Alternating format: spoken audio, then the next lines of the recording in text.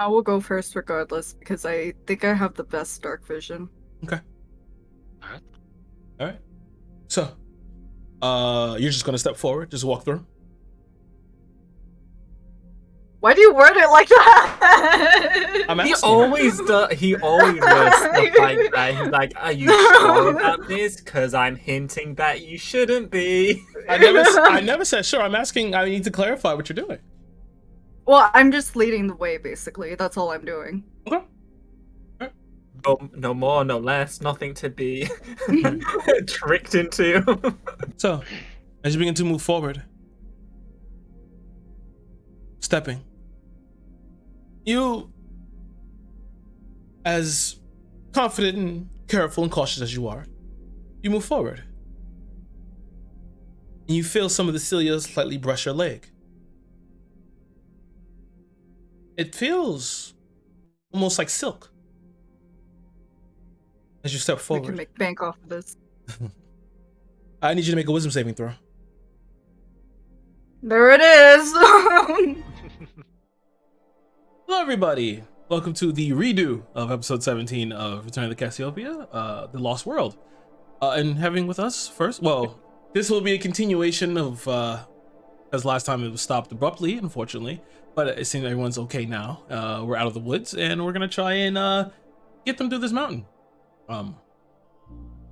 So yeah. First, playing with me, I would like to go to Miyago. Hey, I'm Iago. I am playing Bastion. Bastion is a warforged battlesmith artificer, along with his little buddy Phalanx, his steel defender. They are on their way to kill words and rescue Calais. Next, speaking of Calais, we have Lovey. Hello, I am Lavi. I am playing Ilovia Blight Frightener Valuna Nanti. That's the second time I've messed it up, and we're 17 sessions in. I'm very disappointed in you. I've gotten pretty good at pronouncing her name, but she is a Goliath Warlock Barbarian, and now has an illustrated husband. Indeed she does, and now I have to live up to that. And lastly, we have Josh. Good luck. I am Josh. You die first. I will be playing Rock and Debris, who is trying to reach godhood. So, relatable things, relatable content. And he's just here to try and keep his party members from being crazy murderers. Not gonna work. Gonna work. Yeah, that's not gonna work. Everyone's really upset. Everyone's invested. So I'll just re-go over what happened last time. You guys had made your way over to the obelisk, and so it was burning. Everything was burning down, and mid rest, you guys made your way down there and found out that the entirety of the Silver Scouts were murdered and slaughtered, and you found one that had a sword driven through his chest, and he said that there was a gold warforged with azure eyes that had proceeded to the obelisk. You guys crossed the ice lake and made it to the obelisk, and figured that perhaps that the obelisk itself was resonating a sound, and you decided to actually follow the same frequency with some smart some good ideas from Bastion to use some I forgot what it was called, magical tinkering, in order to reproduce the sound and keep the sound constant, and the obelisk had opened its doors to you, or its marble to you. And anyway, you guys entered in and went through this long spiraling corridor until you made your way out into this strange land that you found that you were on top of a mountain, at the precipice of a mountain. And you're able to see across the entirety of the area. It was like a completely different world in here. It was a completely different world in here. Sectioned off in 5 parts. It was different forms of weather, like the harsher versions of weather. You saw snow and ranging peaks. You saw desert. You saw lush rainforest. You saw all sorts of things here. But the first thing was to make it down this mountain. As you guys began your journey, making your way down, it was a little hard going for one who was pretty adept at scaling mountains. Yes, Ilovia, you want to say something?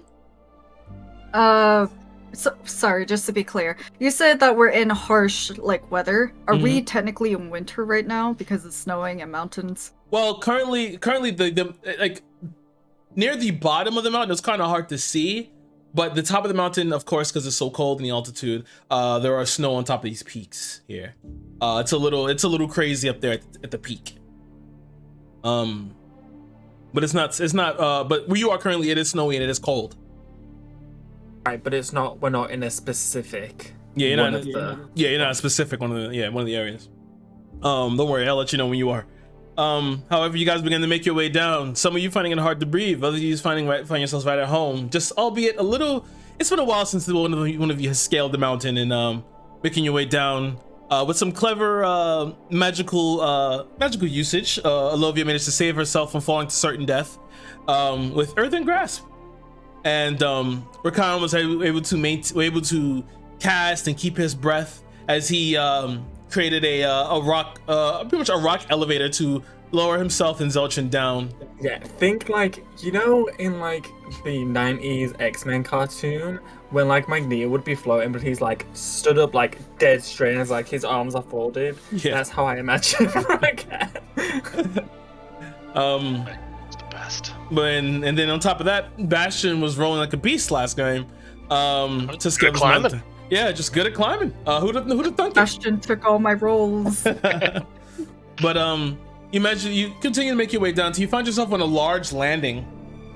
You guys go off on this landing and proceeded inwards and found this large archway door. The door itself, though, it was closed at first, and one of you had touched it and it had begun to fold and buckle in. And you saw that it has been worn down, and where the door was like slightly pressed up against itself, you see that it looks like it's the stone itself kind of like folded over. Really odd. And that is actually where we left off before we had to cease and desist. However, we will continue. As you guys have walked into the archway, going through the threshold, the wind blowing loudly behind you as the snow still pelts against your bag and your face, and begin to walk in. As you walk into this darkened area, you then begin to see as like the walls begin to release this purple glow. You look around, you see it begins to spread over the entirety of this chamber as it all begins to light up, and you can see around you that this area is cavernous. But one thing that you do recognize is that the area itself, the walls, there's stone, of course, grown over it. But then you see some of it, like something in between. It looked like carved stone, almost like worked stone. Once you step into this area, you see that coming forward, just in front of you, there is just a pit that descends down to the center. And as you look down the center, just as if it's unfolding, you just see these purple cilia-like entities that begin to fall out and begin to unfold as they have this purple glow that continues all the way down to seemingly infinite bottom. But to your right, you see a staircase that lines the wall going downwards. And as you look, as if it's presenting your way, you see the cilia begin to fold outwards and they begin to wave, like a little bit like seaweed. And just a light, slow, tight little purple glow at the tips of these seaweed-like entities. You know, whenever a DM gives you two paths, one is obviously extremely dangerous, the other one is very safe. You always go for the extremely dangerous one. That's a way to do this. I would like to walk up to a part of the wall that looks like it's being carved. Mm-hmm. Is there anything interesting? Cave paintings, You can give me a perception check.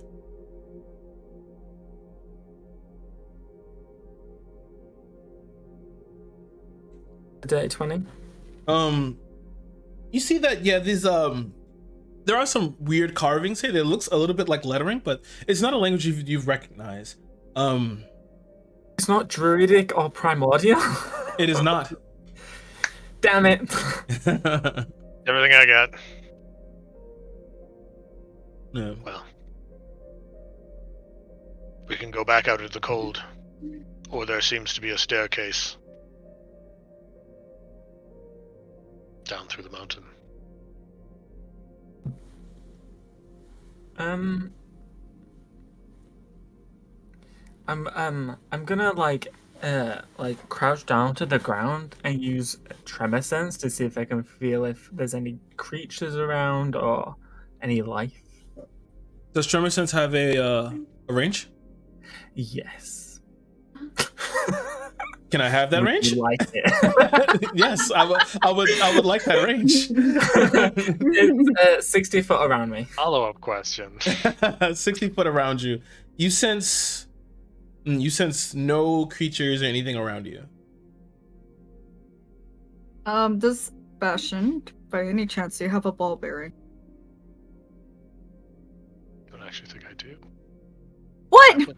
Plan. A warforged artificer with no ball bearing. Hey, Just hey, one. hey, we don't item shame here, okay? And a tinderbox. Ah, yes. I have a water skin for all the water that I might need someday. I have a net. Probably I have a to barrel. like keep you from overheating. You know how like there's boilers. Tinker's tool. Yeah, just pour it on himself. Anybody have Thieves' anything round like a tools. ball?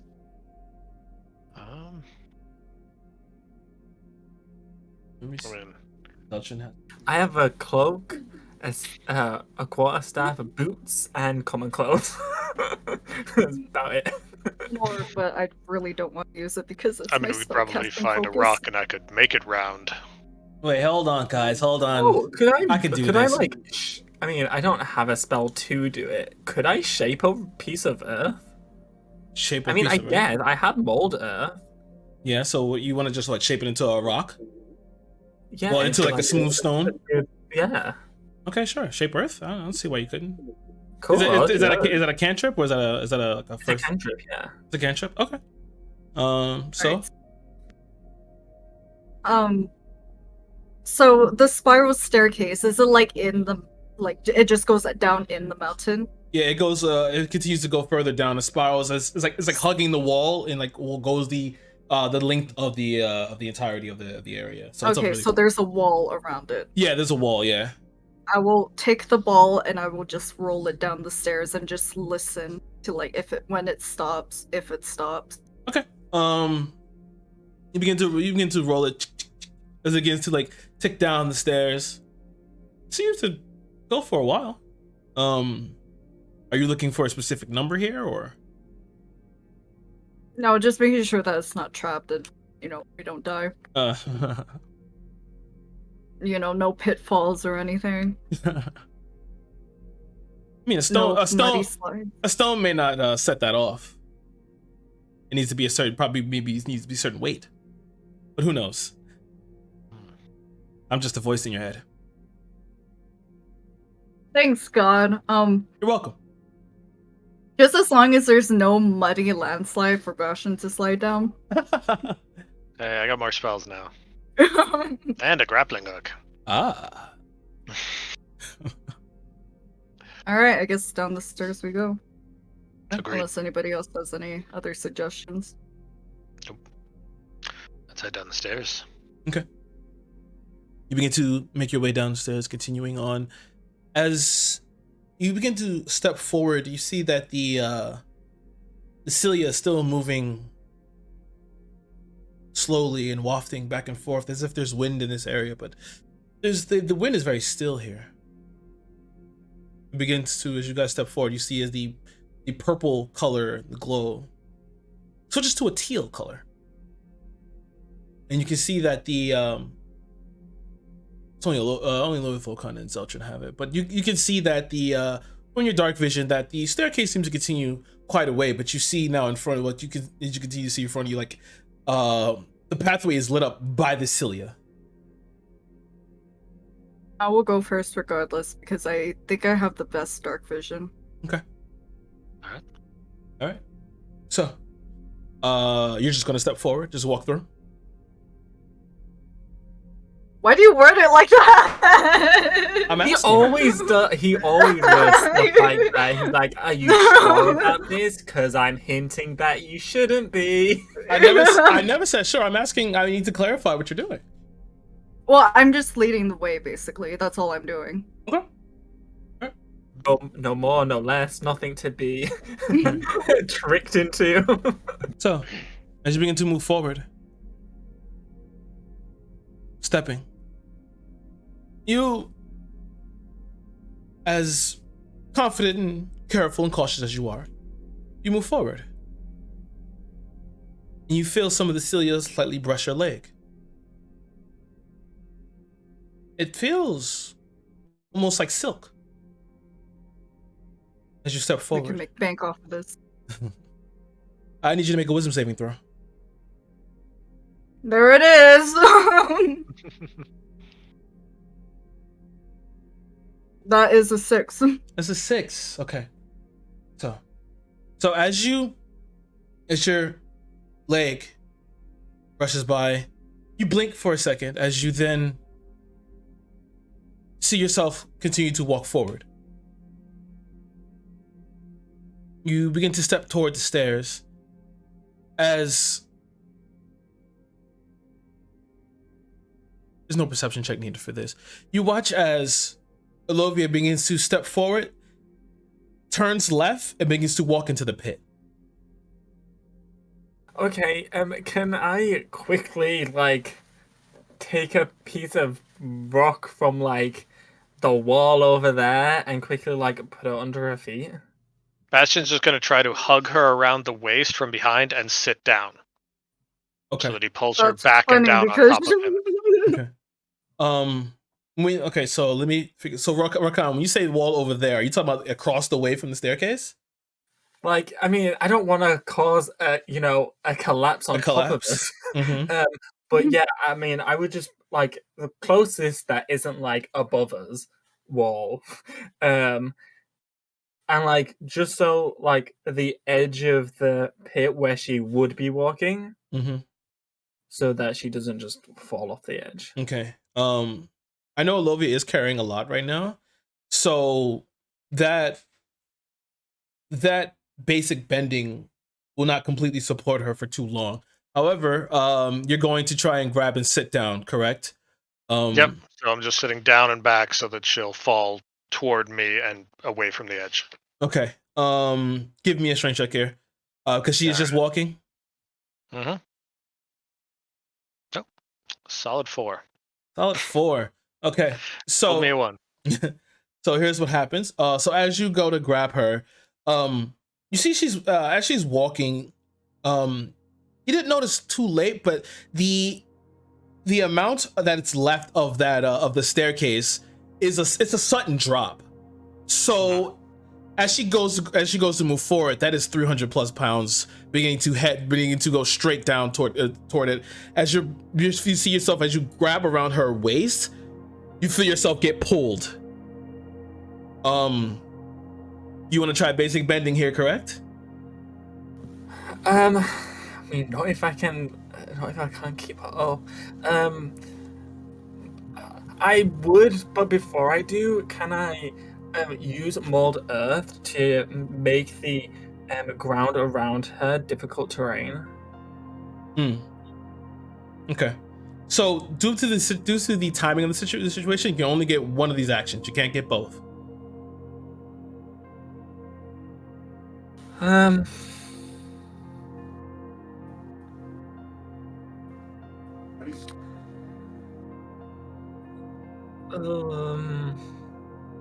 Okay, I'll go with the difficult terrain because hopefully that will slow her in time for Vulcan to get a hold of his wife. Yeah, that was the next Yeah, thing. what is he doing? No, that was the next thing that was going to happen. But I wanted to make sure everyone get their stuff in.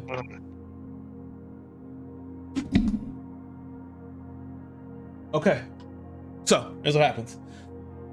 So as Alovia begins to step forward, and you see as her front head begins to tip forward, her eyes are 1,000-yard stare currently. She believes that she's walking forward down the stairs continually. And as she continues to go forward, and Bastion kind of falls to one knee as she begins to tip outwards. You see her body begin to slip out of his fingertips. Volkan reaches around and also grabs her leg and starts to pull back. You see as he stabs his blade into the ground to anchor himself, and you see what she's actually caught on just a bit more from the you see as you press your hand into the floor, as it begins to the ground becomes really rough and jagged and catches on just to a bit of her clothing as she's stopped. And you see she's just swinging. The teal glow of the cilia is currently just cascading this light across everyone here. And you begin to, and you watch as like Volkan and Bastion begin to pull her back up. And just at that moment, Alovia, you snap back as you're looking down into the pit. You can see the cilia themselves still kind of like angling towards you now, as they kind of like begin to just waft slowly. Am I aware of what happened, or is it just like I just blacked out and then here I am standing at the edge? It's like time.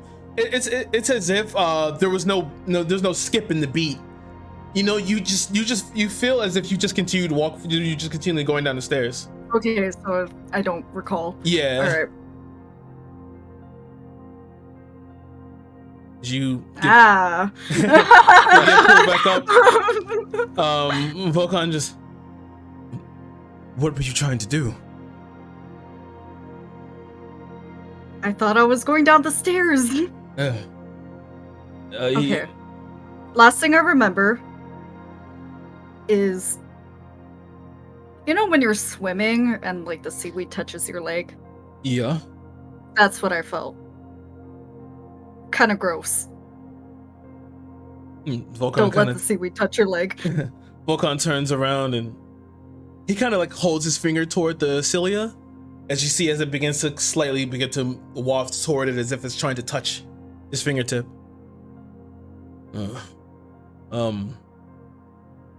That's interesting. And then as he looks to the right, you see now, as from the path of the staircase, more cilia seems to grow out of the rock. You see the rock begins to slightly split and crack as they grow outwards. And begin to slightly just maneuver around as if you're just under the sea. Perhaps we should hurry. Look, you have an idea, Lovia? What did it touch? Did it touch my skin? It touched your skin. Okay, so my fishnets didn't do anything.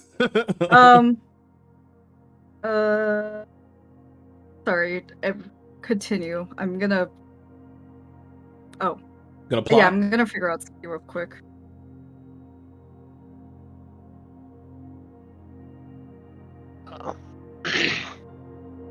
I think it best we hurry.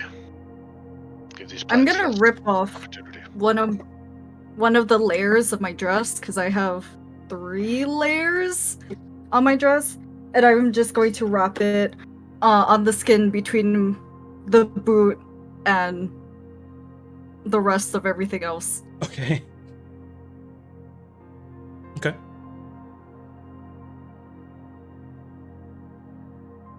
Okay, now I need to figure out which layer I got rid of.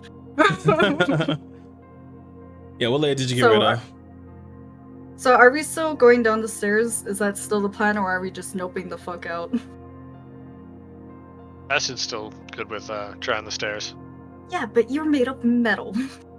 Hey, yeah. Oh, yeah. Alright, let's just go. Keep an eye on each other. Make sure no one wanders toward the edge. Okay. So, you begin to continue going down the stairs. little further as the cilia begin to grow outwards. And as you move down, you can see above you as more of the cilia begin to grow outwards, and then you see just a little bit off to your right, there's a little small alcove. The glow from the cilia are bright, filling up this dark alcove. But in the center, you see this strange figure that seems to be tied up in it. The cilia is like around the body and the arms and the neck, and the rest of the body itself, you see it's more now skeletal. However, you see a small little satchel strung around it. I'm gonna go for treasure. Bastion will investigate. Okay.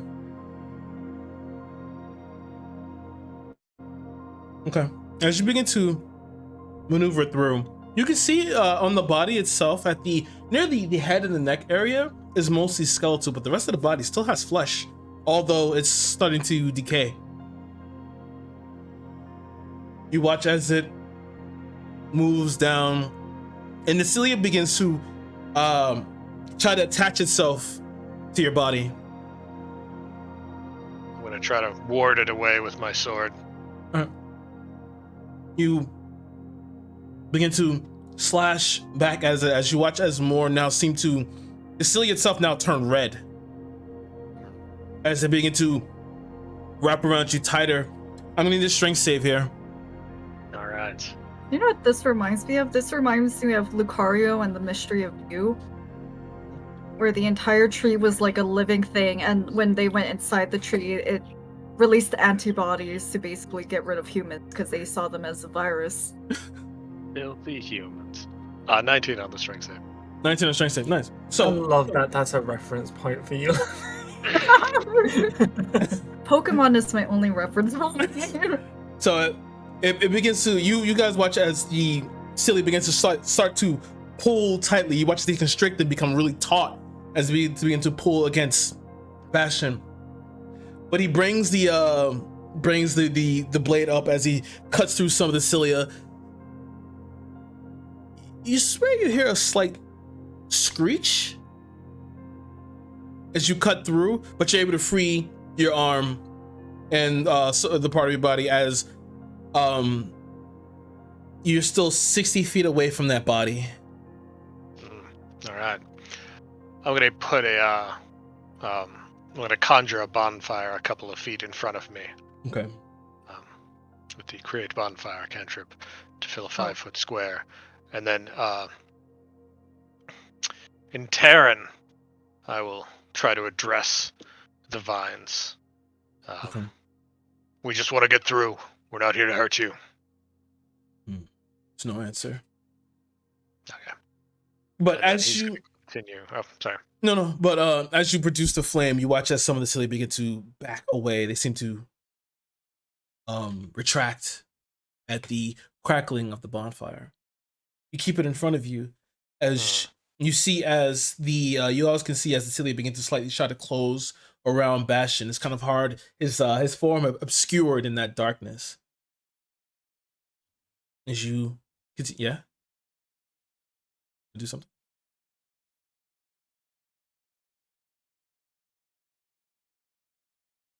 Think.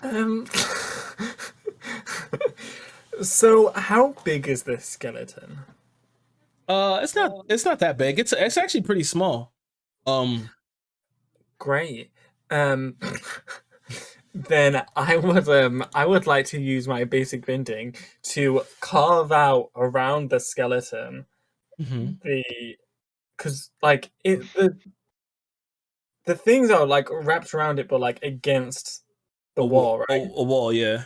Yeah. So I want to carve out around the skeleton and then bring it closer. Okay. How far does that? What's the range on that basic bending?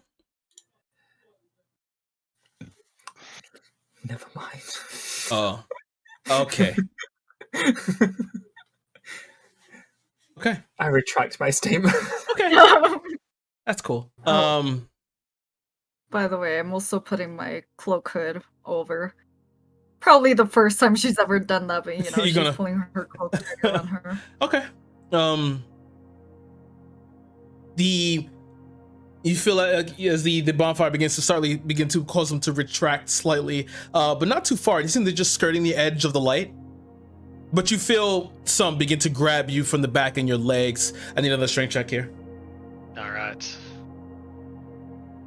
This is how we lose Bastion. Yeah, probably. 8. Ooh. So you is bonfire is a concentration, yeah? Yep. Okay, just checking. So it's gonna be really negligible damage. So as you're pulled back into the you're pulled slightly as you begin to slightly touch the wall as more begin to wrap around your arm. You didn't see as one of the cilia, as you see as this large like bulb begins to maneuver down one of them, and it opens up into this beak-like jaw as it bites into the armor. Like 7 points of piercing damage. All right. And I need a wisdom saving throw. All right. There we go. I do have advantage against being poisoned. Okay. 19 on the wisdom save, though. Nice. Okay, great. You feel as if something was trying to invade your mind. You get a quick flash, an image of some sort of creature maneuvering through moving through the darkness, but you stave it off. You pull your arm. I got a 24 to maintain concentration. Nice. As you're pulled back and the fire comes close to you, which is good, you see as you're almost instantly released as you are 30 feet away. Make your last 30 feet. All right. Mm-hmm. Yeah, I'll just go for the body. Okay. Put the bonfire kind of I want to like put it about 20 feet in front of me, but only like right once I pass through it, so that pretty much I'll get to the body and then the bonfire will spring up at my back. Okay, great. So as you do that and sit next to it, give me an investigation check as you're searching the body. All right. Oh, do good. Ooh, 7. 7. Okay. You do find a few things here. You see that it has like next to it, as you put the bonfire around and the cilia begin to retract, you see that there is a small little wooden bow and arrow. It's a really crudely shapen bow, and the twine itself is a little it's an odd make. It looks more like hair. You find that so you've Kind of looks like a toy, more so than a functional thing. it doesn't look like a toy. It looks like whatever it was using was actually using this bow. Happily small. Okay.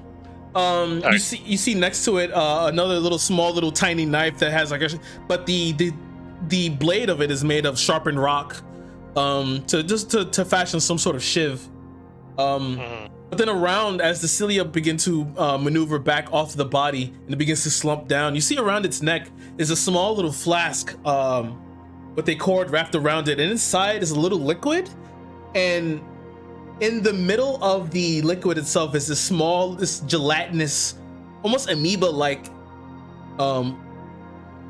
entity. You're not sure exactly what it is inside of it. All right.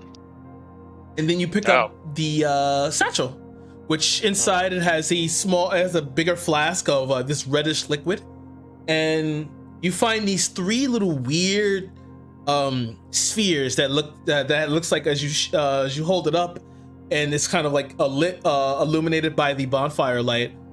It looks like liquid, but then there's a little bit of red dust inside of it that seems to be floating down inside of the liquid.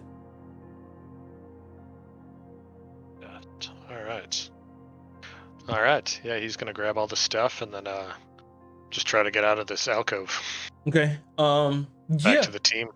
So I'm gonna need 1 strength check here, but I'll need 1 because you have the bonfire around. So yeah, good. 20.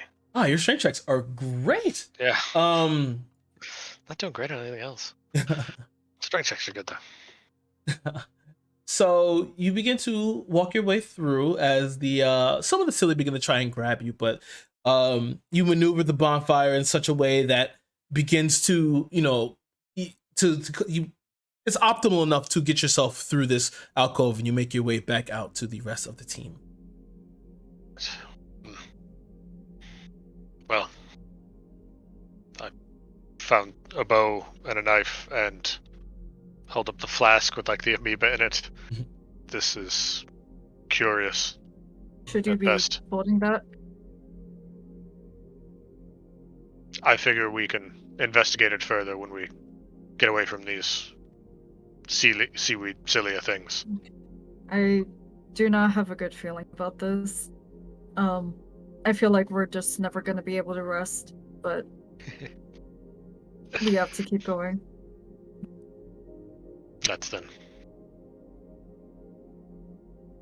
Yeah. Start heading down the stairs. Okay. I'm assuming you keep the bonfire lit. Yeah, he'll kind of continue to just kind of keep conjuring it in front of him until they kind of pass it, and then put it out in front, and put it out in front, and put it out in front to just kind of get everything to shy away from the path that they're following. Okay. So give me the quick marching order here. Well, Probably me That's- first still. You're still Or going is it first? Sebastian? Because I mean, I Is can it set up me the or- bonfire up to 60 feet in front of me, so Okay. I'm good either way. Okay. So, All right, so we're Elovia.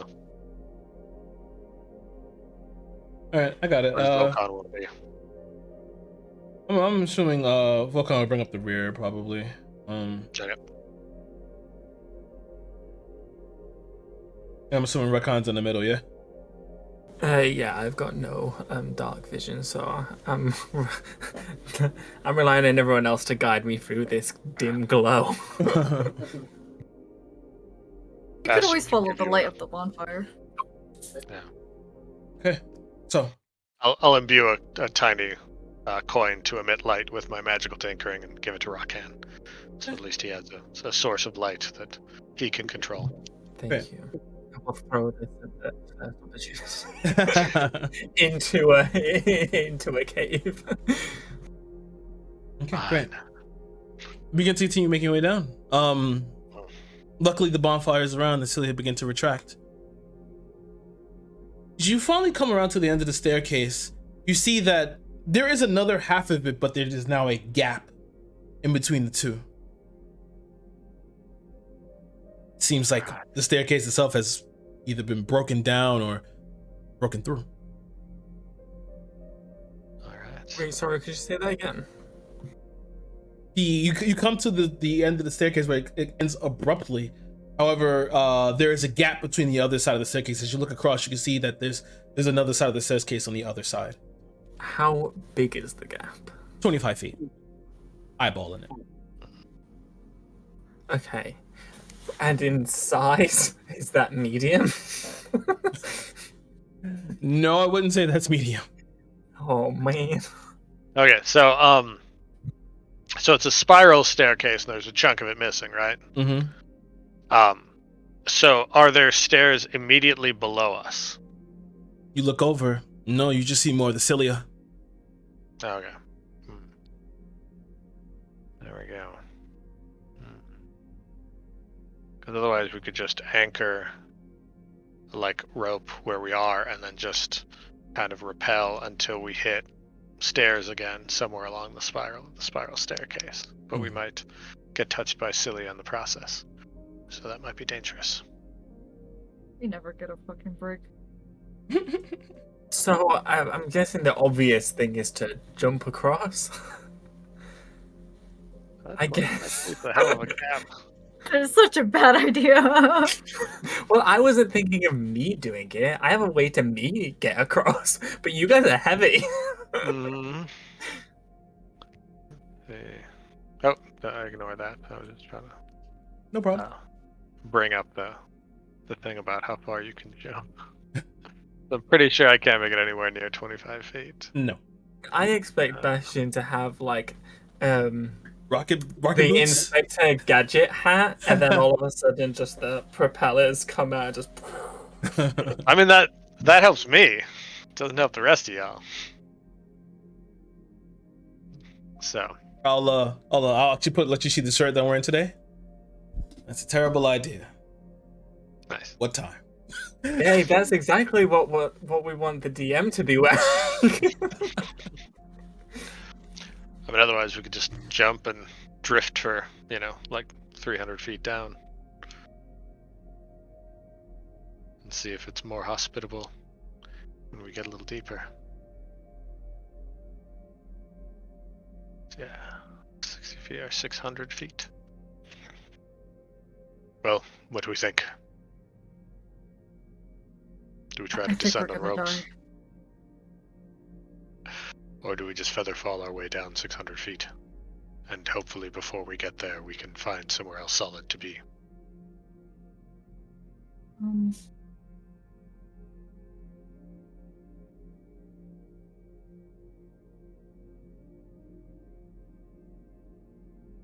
I'm okay with the feather falling, personally. Alright. I'm personally against it. But since we don't really have any other way of getting everyone across, I guess. Sure. Alright. So he's going to be tying his grappling hook to his length of rope. So we're all going to jump. And then when we descend 400 to 500 feet, we'll try to grapple something and pull ourselves to the side. Understood? Should we have like a rope tying us all together? That would not be unwise. So yeah, maybe tie ourselves all together. But it also means if one of us fall, we all fall. Correct. To be fair, we'll all be falling anyway. Just So, slow. there's a cilia on the bottom, right?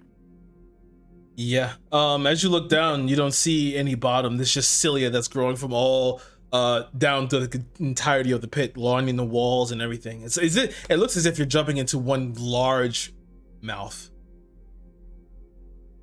Oh, this is where we get eaten. Who's I the name love of the nutrition guy who value. got eaten by like a giant fish? Talking about Geppetto? Jonah? Like Bible or Jonah? Yeah, Or the Liet Bible. Kynes in Dune. Oh, that wasn't a fish. That was a symbol. Pinocchio? Yeah. I said Geppetto. Why Oh, wish Geppetto just Geppetto died. would die? Oh, he just died because he was old. Okay. Oh, you know what? I'm I am- sorry. I'm getting confused with Kingdom Hearts. Ah, Wait, did they not get eaten in the actual film? I don't remember. They must have. Pinocchio That does get can't swallowed be- by a whale. That can't be just a Kingdom Hearts thing, is it? No, That's Pinocchio what I gets was swallowed going by a based whale off of. in the film. In the book, Jiminy Cricket does not, because Pinocchio kills him with a hammer fairly Nice. early on in the book. Nice. You know, if we're going off topic, speaking of Pinocchio. No. What are we doing? So yeah, so we're all going to tie ourselves together, jump into the middle of the hole, and hope for the best. I hate this, but sure. I don't know. Maybe this is all Okay, campaign please, ends. We'll see. I am racking my brain for ideas, and I literally have none. Hey, okay. I'm gonna actively not do this. I'm gonna basic bending a medium piece of earth, and I'm gonna put me and Zeltron on it, and we're gonna go to the other side. And then as these lot float down, we're gonna run down the stairs and keep like. Or keep pace with this. Yeah, exactly. Okay, so we'll go at Rakan first. You make a small little piece of the rock come out. As you pull the piece of the rock, some cilia come with it. Mm-hmm. That's fine. We don't need to be on the rock for that long. Okay. You step on the rock. I'm going to need to have Zelcha make a wisdom saving throw and yourself make a wisdom saving throw.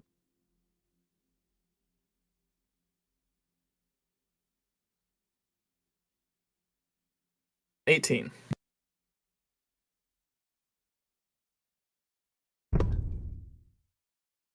Okay. So, here's what happens. As you begin to make the rock, forgot that was on there. As you begin to make the rock move forward, Cilia begin to wrap around you. You feel as some other consciousness tries to push into your mind, but you're able to keep it up. You watch as Zeltrin begins to fall off the side. Okay, stop it, you. Then I would like him to make a strength saving throw, please. Thank you very much. Zeltrin, he will actively try to make this. That's an 8. Great. I'm then grasping him to root him to the piece of earth that we're flowing on. Okay. Oh, Earthen Grass is a level 1, right? It can be. Is it? It is, yeah. Okay. I need you to give me a d20 roll and add your spellcasting modifier.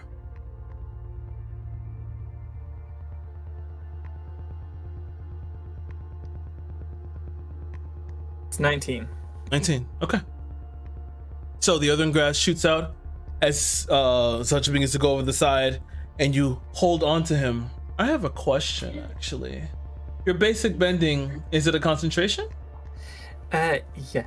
Oh, so your basic bending goes away as you begin to fall. Because Earthen Grass is a concentration too, yeah? Or is it not? No, it's not. Okay, homebrew spells. Great, okay. Yeah, fuck you, Kira. It should be. It really should be. All I'm saying is you approved it. Okay, so you hold on to Zeltrin as he's dangling over the side. And you're going to cross your way over, right? To the other side? Okay. How I think of it is, you know, in X-Men number 2, when Jean Grey is like levitating the jet and also keeping the like tsunami out. That's how I see it. Okay, great. So, what does it give you the speed for that basic bending? No.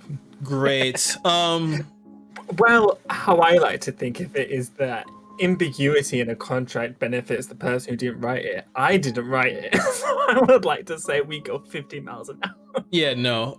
Please make another wisdom saving throw for me, please. And I need to make another wisdom saving throw for Zeltrin. 19. Okay.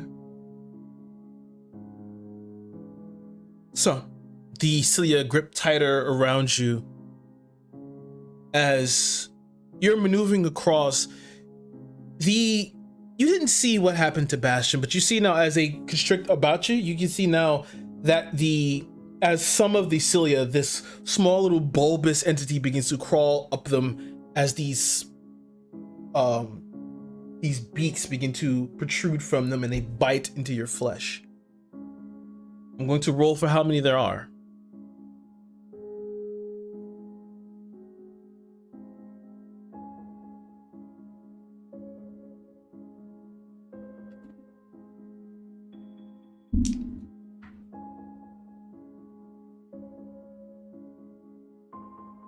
Take 10 points of piercing damage.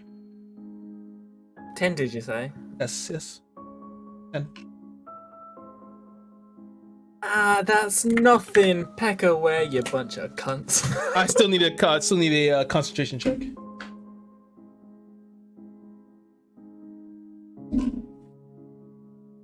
It's 13. 13. Okay, so the beaks biting into you, the blood begin to run over and begin to soak your clothes as they begin to tear at the flesh. You look down to the left as they begin to also bite into Zeltrin's body as well. As you begin taking across, I need one more wisdom saving throw. You know, you really sat there and went, let's make a dungeon that fucks Rakano.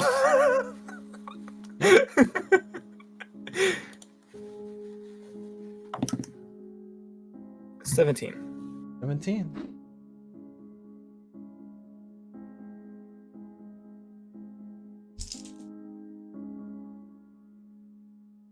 Uh, 13 points of piercing damage.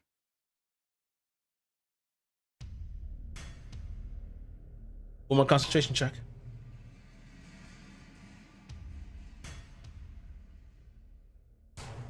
$16. Okay. So, bitten, piercing pain surging through your body. As you can see, Zolchin is trying to shake himself loose from the earthen grasp and fall down into the pit. You can see the cilia are now turning this bright red color as they're beginning to waft their way toward him. You can see the beaks biting into his face and his neck and his shoulder. He's screaming, but yet still wanting to make his way down. But you can see the shadow now as the light from what Bastion provided you shows that you're over the other side of the staircase. You can release concentration now. Thank fuck for that. Okay, I'm gonna get onto the safe stairwell and get Zoltran on there, and then I'm flinging the rock over somewhere there. You're over in the darkness. you're folding. You say you're folding the rock. You're doing what now? I'm getting onto the stairwell, and then I'm getting Zoltran on the stairwell, and then I'm gonna like instead of just letting it drop, I want to throw it at the wall. Okay. It shatters. Great. Is Zoltran still under the spell?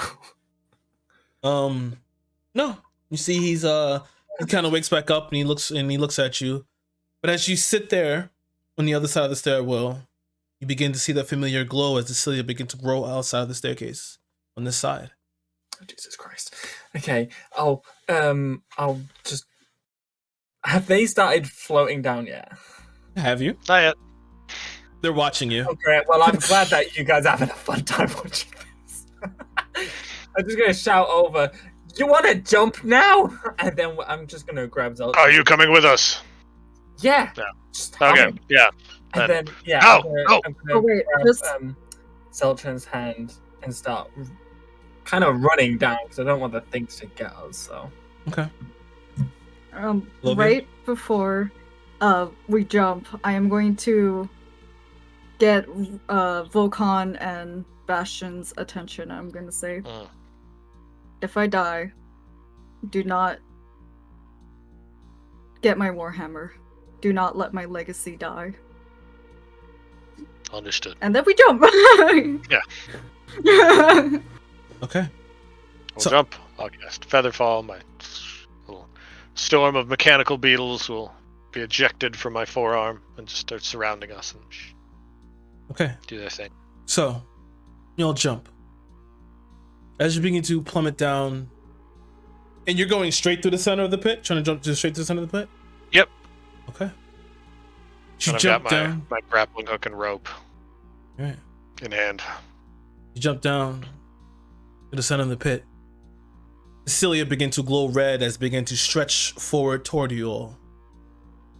Currently, you haven't activated Featherfall yet, right? Or you've activated it already? I figure we'll actually go for a little while. Maybe fall 100 feet or so and then turn on Featherfall. Okay. So. Just to get that extra distance down in case it's longer than 600 feet down. Okay. As you begin to fall, the wind rushing past you, as you see as the cilia begin to grow outwards and rush toward all of you as you're falling through the center. The glow now, this bright red, looks like a caution light in your eyes. You get to that 100 feet, you don't see a bottom. With me and Zeltran running down the stairs, are we keeping an eye? Can we still see them? No. Are we still going in the same direction? You don't know. They disappear into that pit. Oh, Jesus. And we're all going down, so we're going the same direction. We're all going down. As we're falling, I'm gonna let Bastion decide when he, activates Featherfall or whatever. But as we're falling, I am going to cast Eldritch Blast to try and like ward the Okay. All right. shit away. Just give me a damage roll. That is a 7. 7. Okay. You watch as some of the cilia kind of as you cast Eldritch Blast, it hits a small little grouping of them as you watch as it kind of like as if it's a wave. You see just a wave of blue begin to tear into the red that they're producing, that glow. Just a small section of them reels back from the force blast.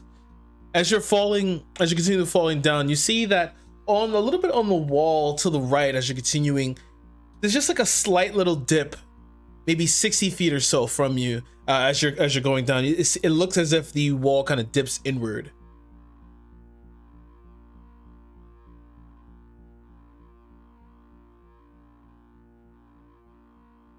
Yeah, so after 100 feet, roughly, Bastion will have like turned on Featherfall, so now they're falling considerably slowly for the next 600 feet. Okay. And so we see kind of another alcove. Yeah, you activate Featherfall as you see a small little alcove lined with cilia. Mm. They're slightly just maneuvering inside.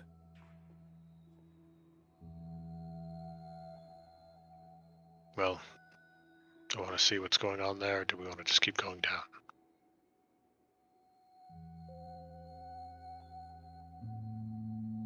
To Elovia and Vokan, see if any of them have strong Sorry. feelings. My brain is. I'm trying to think thonk. Think thonking real hard. So it's just completely lined with it, right? Mm-hmm. And as you're falling slowly, they're beginning to approach closer. So I'm gonna need your decision. Bastion. Mhm. Do you want to stop here? Not particularly. I don't see any value in it. Okay, let's just keep going. Okay. You continue to float down. As you're floating slower, the cilia begin to get closer. I'm gonna need strength saves, please. Ooh.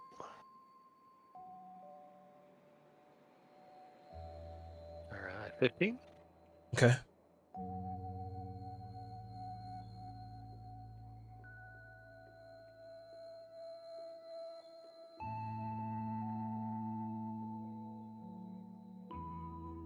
I got a 19. Yeah, 19. Okay.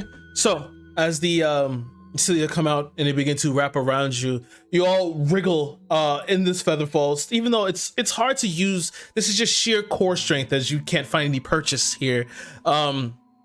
Which you're able to push yourself and pull and prod as you as some of the cilia come apart on your from around your arms as they're still wrapped tightly, and you continue to fall. Just dipping down. You still see no bottom. You've hit 200, maybe 300 feet now. Still no bottom. Well, keep going until we get to about 400 to 500 feet, and then he's going to start to look toward maybe something more hospitable along the edge where he can throw his grappling hook and then pull them from the center off back to the staircase on the side. Okay. Both of you give me a perception check. All right. Me? Sorry, I'm completely lost. We're still falling. You're still falling about 400 feet. No bottom. Still no bottom. 17 on perception. Okay. The 18. Okay, great. As you guys continue to fall slow, you have enough time to kind of look around and understand, and you can see that as some of the cilia moves, just a small little section off to a little bit northwest. You see northeast. You see as they maneuver back and forth, there's a small little landing that Let's aim for perhaps you that. can make your way for. Are we gonna land here, Bastion? It's still far from think you, it'd be but it's a little wise. far from you. But so you're gonna try and grappling hook it? Yeah. Okay. You can give me a dexterity check here or a sleight of hand, whichever one you prefer. I'm pretty sure they are identical. Yep. Oh, 20. Nice. So you roll the grappling hook. You hear it kink in the darkness as you slightly for yourself get you hear it kind of perches as it slightly drags back and latches around just a small little like jutting of the ground itself. It feels, since you're feather falling, it feels sustainable. So it feels enough. Yeah, I figure we're kind of weightless, so it doesn't have to like hold our 900 pounds. It Exactly. just has to provide something for me to pull against. Exactly. So then I'll just start reeling in. Start reeling yourself in. I need strength saves, please. All right. Oh my God. 7. 24. 24. So you see as you begin to reel yourself, Badging is to pull himself forward as he's just pulled from the grappling hook rope, as the sheer strength of the grouping of Cilia pulling him, it begins to slightly try and take you off course as well, Olivia, from the landing. As you see, Bastion is pulled far to the right and being pulled toward the wall. Are you gonna try and do anything in this situation? Well, I'm gonna try Eldritch Blast the... What, Cilia? Is that what we're calling it? Mm-hmm. Yeah. Okay, I'm gonna also, need it. Okay, go ahead. But I have not been close enough to, like, try grab hold of him. I mean, you can try and grab hold of him, but I'm just saying he is getting pulled. That's all I'm pretty much saying. You can try and grab hold of him. We're all still tied together anyway. Yeah. Oh, we're tied together? Oh, yeah, you guys did tie yourself together, so this is even... I don't know. I didn't even remember us tying. Yeah. I we did that before we suggested jumped. All right. Yeah, I will try to Eldritch Blast the Cilia. Okay. This one I'm gonna need an attack roll here. You are getting, since you guys are tied together and he's getting pulled, and you guys are technically weightless, I'm gonna need a attack with disadvantage here. It's gonna be kind of hard to aim. That's a 13. Okay, nice. That'll hit. I don't need a damage roll here. The blast hits. Are you trying to aim for the wall, or are you trying to aim for the one that's on Bastion's arm? I'm gonna try aim for whatever their like, I guess the route, wherever they're coming from. So I guess the wall. But okay, I got you.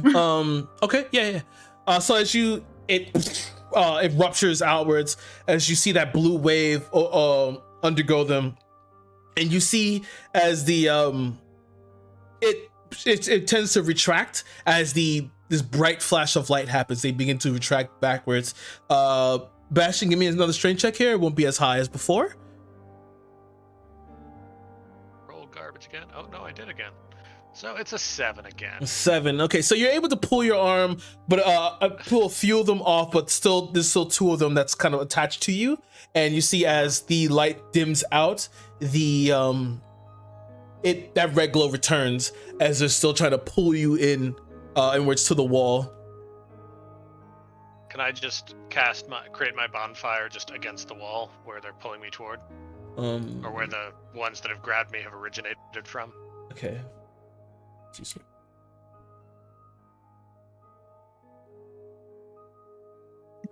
Check one thing. sorry, are we still feather falling? Yeah, but Featherfall isn't a concentration though. Okay, well, whatever. So Okay, as I was going to do before all this shit happened, I am going to light a torch. Okay, you're gonna light a torch while you're in the air with that. Okay, that's fine. Yeah. Light a torch. You cast bonfire as the cilia begin to retract enough for you to pull your arm free. And you begin to pull yourself toward there as the bonfire is out in the front, and the cilia begin to give you space as they retract back fully. And you can see the landing for what it is as you step into like this crudely you see now that the area here, it's a large landing, but the entryway into it is it's now that the cilia have pulled back, it's a large circular entryway. Around it, as you step in, you see it has a slight little glisten to it around the edges. And as you come in with the bonfire and the torch, you get on the landing, Volcom pulling up behind you. You can see that the interior of this area still has this sparkle, as like a little bit of this membrane is around the edges of this entryway.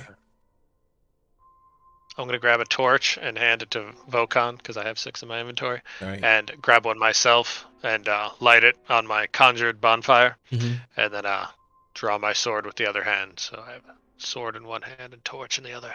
Okay. Actually, that's a good idea. I'm going to summon my my packed weapon, and I am going to cast Green Flame Blade on it. Okay. So I have a torch and a blade that's on Okay. fire. There we go.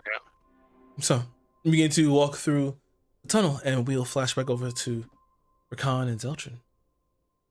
As you're running down the stairwell here, you can see that as you're running, Zeltrin quickly coming up behind you. It doesn't take him long to overtake you.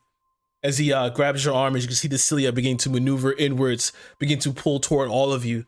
Between the two of you, I need a dexterity save, please.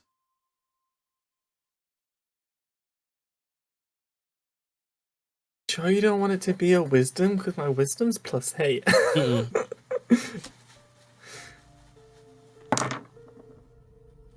That's a 13. 13. Okay. I need a roll for Zeltrin here. Okay. I'm surprised. I'm not surprised at all for him. As he overtakes you and grabs your arm, you feel as one of the cilia wrap up against your leg and forces you to trip and hit the floor. You see as they all begin to trying to crawl around you as Zeltrin turns around and begins to grab your hand. I do need a wisdom saving throw now from you as they begin to wrap around your arms. I would have thought that Rakan's first time being bondaged up would be by a plant. That's a day 20. Day 20? Okay, nice. Since he had to stop, I need a wisdom save for him. Not that good. He's not as wise as you. So, as he begins to help you up and pull yourself up, you see as his eyes go blank, and then he begins to turn and walk toward the edge of the staircase.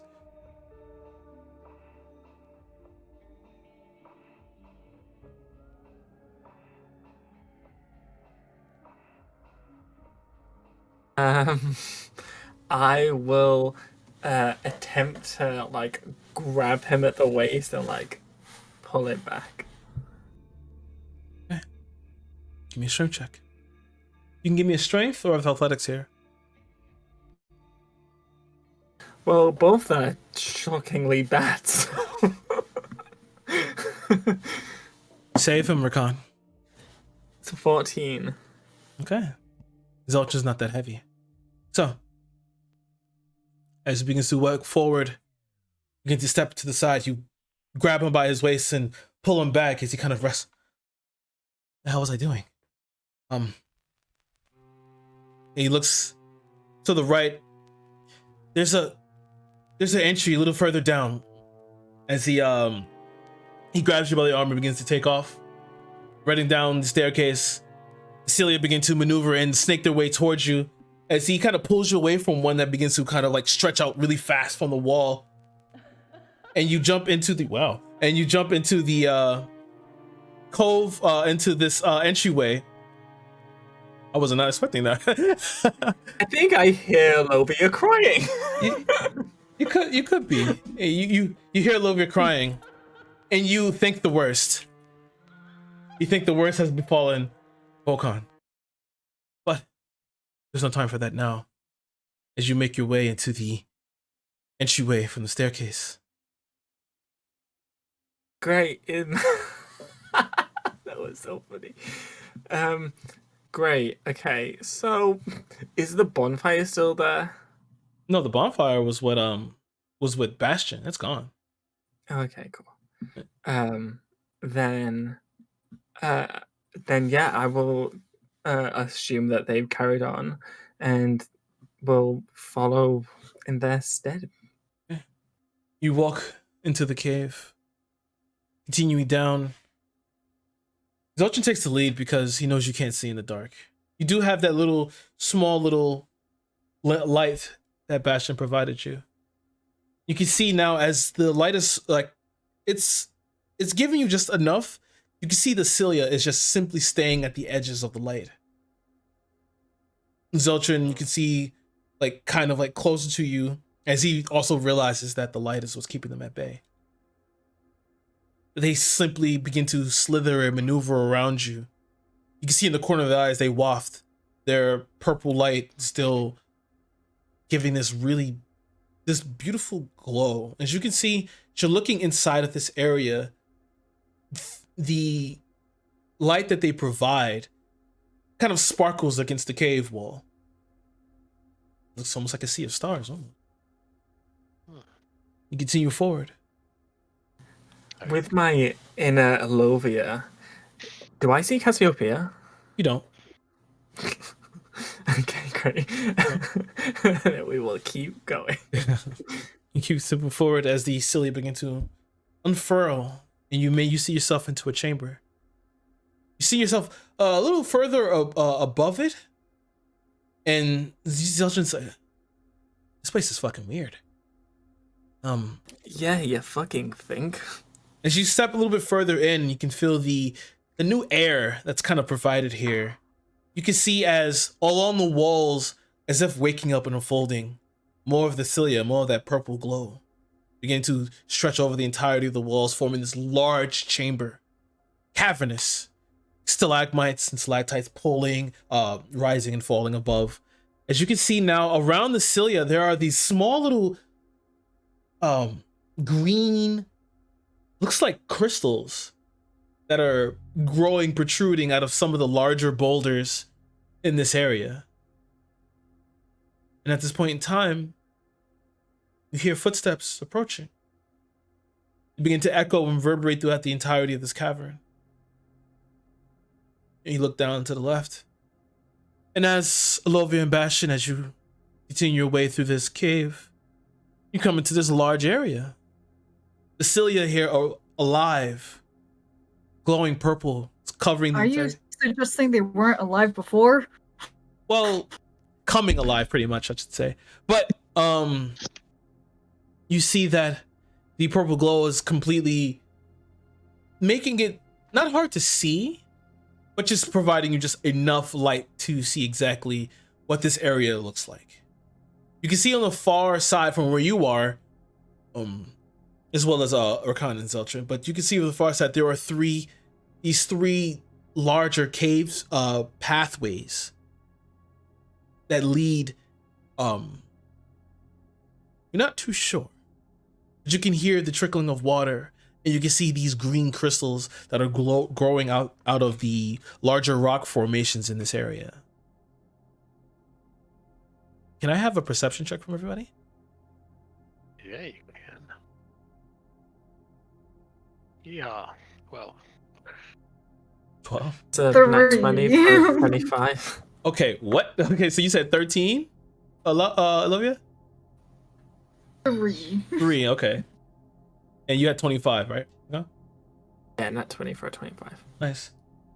So as you're staring and looking over, Zelchin's like, hey, looks like the rest of them made it. I can see them down there, and he points down, and you can see now from the purple glow as Bastion, Volkan, and Olivia step out from a larger cave. As the you see as the cilia have bowed out and now just kind of keeping a wide berth from three torchlights, a green flame blade that are just creating just a smorgasbord of light. But out the corner of your eye, you see a small little shadow figure dart in between some of the rocks. Jack, I think you're in the wrong campaign. Sorry, so are we above them? You're above them. Oh, okay, cool. Alright, then I will turn. I'll keep a hold of like Zeltron's like wrist or hand or whatever, Mhm. but I'll turn towards where I see this shadowy figure, Mhm. and I'll hold up my little light as if it's gonna do anything. Yeah. Yeah, do I see any better or? No, you see nada. Is it just darkness? I don't see like. No, you see hat the or- purple. You see like the purple glow from the cilia, and you see like these little green crystals that you can see from the cilia, providing the light they're providing. But in terms of that shadowy figure, you can't really see it. It seemed to have like dirt darted for a second and then dipped below some of the rocks. Okay, so really gone. It's into gone. Yeah, a gone. wall. Yeah. Yeah. So All right, then I'll turn back towards Eltrin. I think there's something here, something other than these weird plants. Okay. What do you want to do about that? You have an idea? Well, I can't do anything about it right now. Hey, don't get snippy at me. I'm just asking.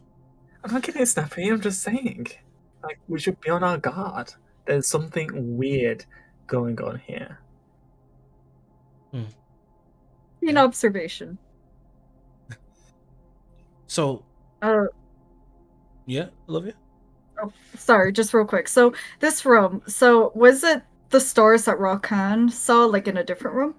It was in the corridor, but like I said, it looked like a sea of stars, but it's just that the purple light they were giving off was beginning to like sparkle off of that that thick it's like a thick membrane on the walls. It was sparkling off of that. All right.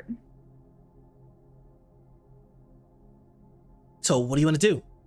Want to stay up here forever? I mean, we could make a picnic. What the fuck do you want to do? You have food? I mean, no. Do you want to try licking the crystals? Or maybe you wanted to cook the plants that are trying to kill us? Well, you're the one who said picnic. I mean, come on. You know what? I'm not getting into this with you right now. You're the one who said it. Yeah, because you're making stupid rhetorical questions. It's not Can I Whether hear stupid. them? You can Are hear you it. stupid? Give me a perception check.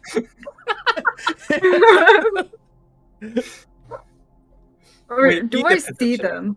You That's a can- 2. That's That's a 3. That's a 3. You can't hear them, but you can see them. You can see that little light that Bastion gave Rakan.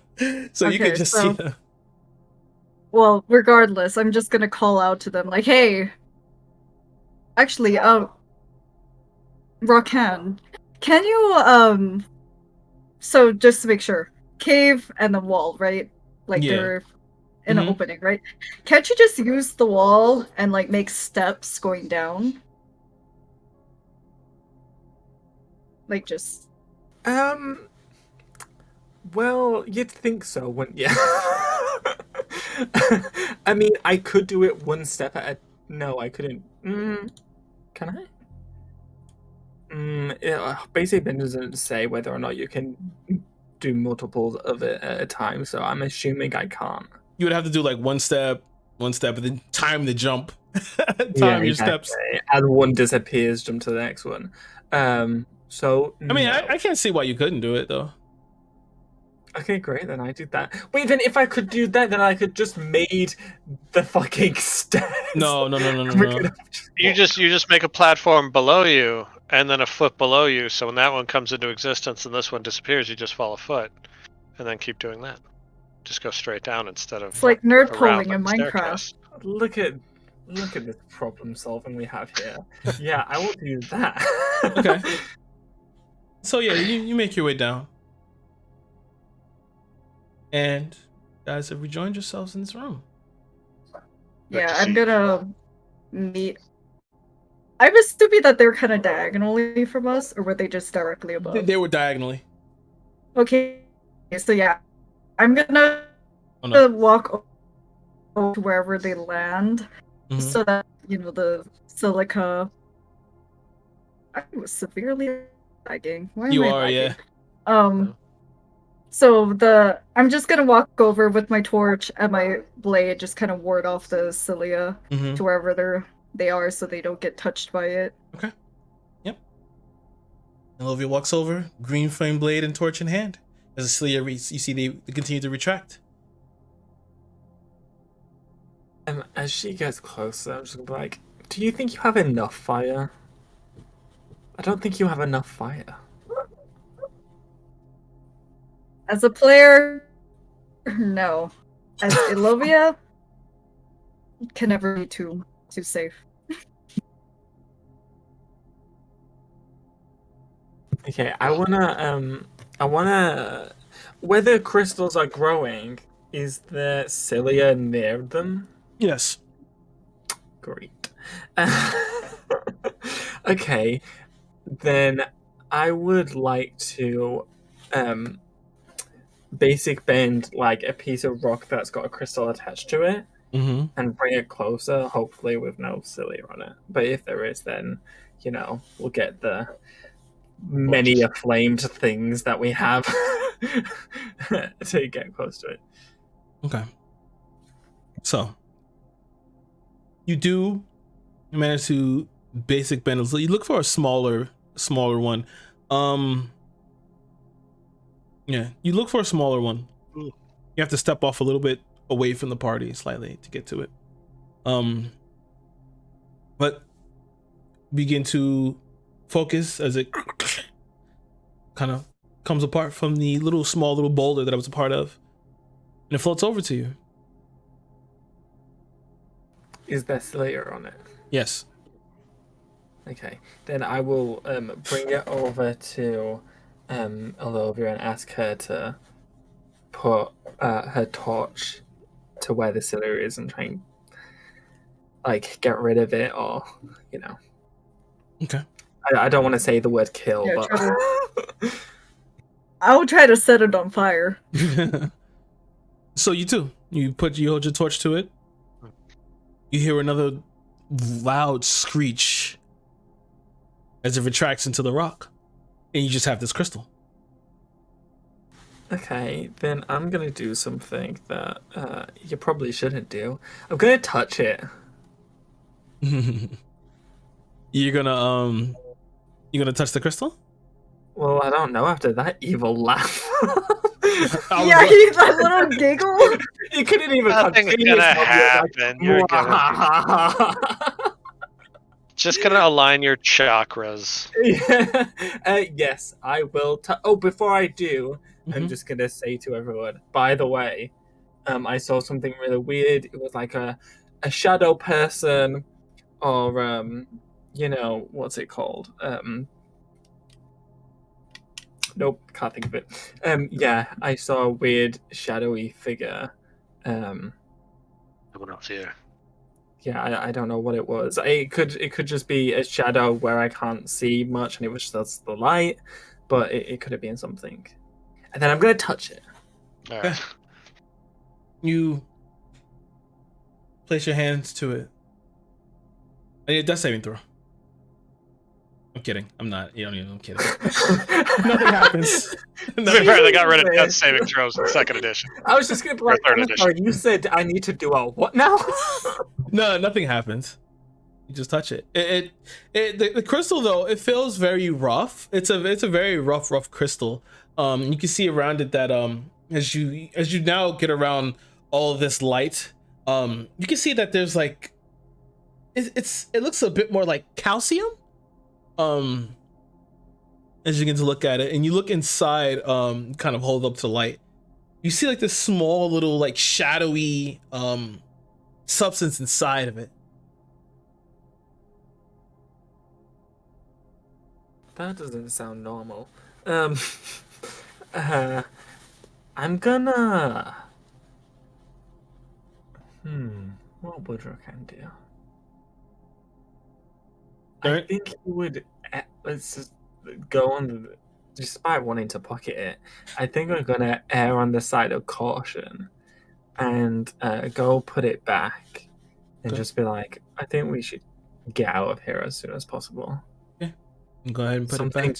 It does not feel right here. Yeah, I'm gonna put it back. During this time, what is everyone else doing? Bastion and Olivia. Bastion and Phalanx are going to be on high alert for this shadow figure. Okay, give me a perception check. All right, I'm going to do. There's my perception. And there is Phalanx's perception. Oh, did I roll it? Perception. There's. Oh, there we go. I got a 16 and Phalanx got a 25. Nice. Olivia, what are you doing in this situation? Stressing out. Stressing out. Love it. Okay, so with you're 16 and Phalanx is 25. You see two more shadow figures moving in between the rocks as you see the glint of something off the side of it, and you can see that it looks to be from your perception, from what you can see, you see it looks like a bow and arrow. Small little figure, couldn't be no taller than 4 feet or so. Oh, Two of them. You clock two. all right. He's gonna repeat, or say in common and then repeat in Terran. We mean no harm. Our only intention is to leave this place. Okay. Tell In me. Terran, that's Nice. Tell me. rock sounds. After seeing that, what are you thinking at that point in time? That they're probably similar to that creature that I saw tied up by the cilia and like mummified and dead. And so they're probably not friends with the cilia. But otherwise he's ready to tussle if they come at him. Okay. So, as you say that, you sit in the silence before you hear, "You mean no harm?"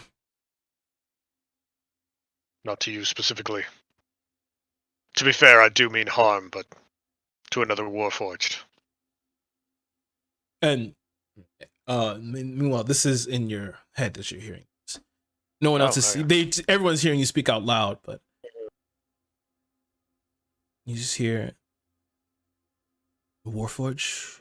What is Warforged?" Oh shit, Aye. they got to Bastion. I'm warforged. There is another me. Another creature like me, but golden. Blue eye. Have you seen him? The flying one. Yes. That is your kinsman. No. Still another section of silence as you then begin to see as these small little entities. They look like small little frogs. Their eyes are large and bulbous. You can see that they have like these cloths across them. But you see around there as they begin to pop up from behind the boulders, you see that they have around their necks a small little flask with a tiny little amoeba in the side around their necks. And as you, I'm gonna pull out the one from my satchel and be like, "What is this?" As he steps up to him, you see one steps up. You see as one steps up with this, it's like this dark purple with these black spots and a mohawk of like orange hair. And he has the bow and arrow, and he unknocks the arrow and walks up to you. That allows us to speak. Put it on. And as you throw it on, that connects us to Kamir. It connects us all.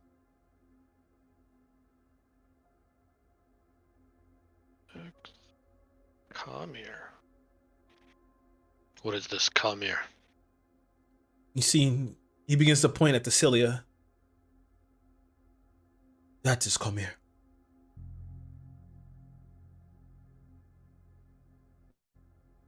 The one I found this on. It seems he had been killed by Kamir. Yes, Suzula. He was young. He did not stay with the group. He paid for it.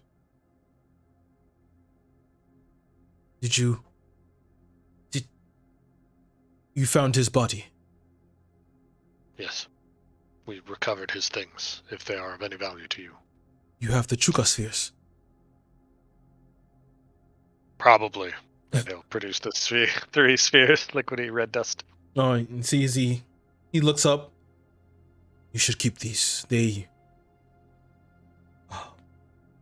begins to gesture with his hands.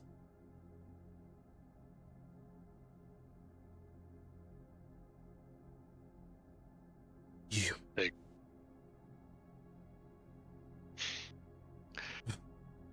Where are They you create going? something.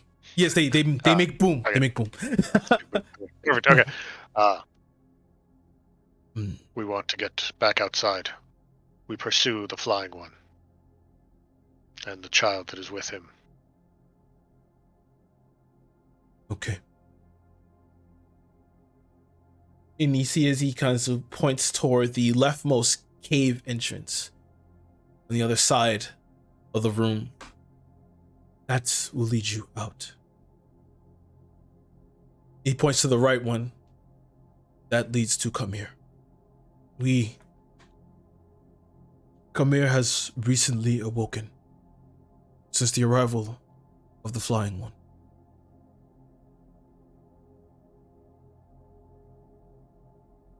Is this a good thing or a bad thing for you? This awakening of Kamir. Terrible. Understood. Perhaps if we remove the flying one, Kamir will go back to sleep. I would hope so. But we must kill Kamir. The flying one was heading toward the other mountain. At the bottom of the mountain, there is a chamber what we heard of from the Creator. It holds the how do you say it? The Talon, the to enter a door.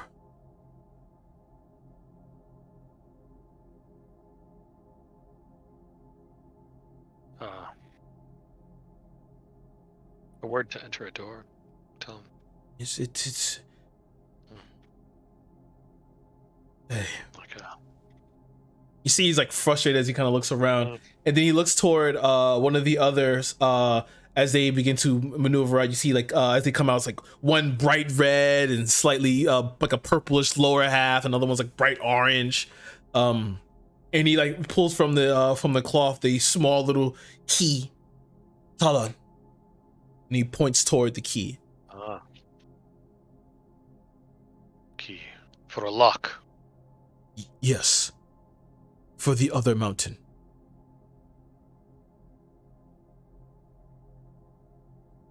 What is beyond that door? The Creator's home.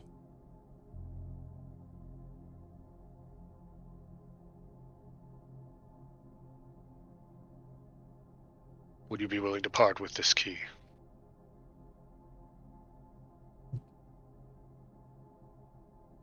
The key is incomplete.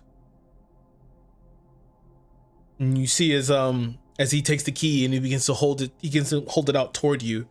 You see on the head of the key, there are 5 inserts. Piece of key. Where are they? With Kamir.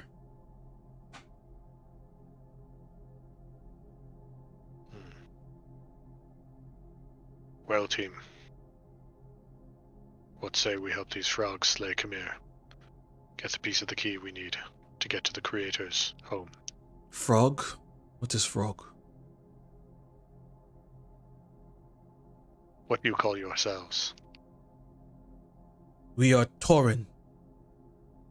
Tauren.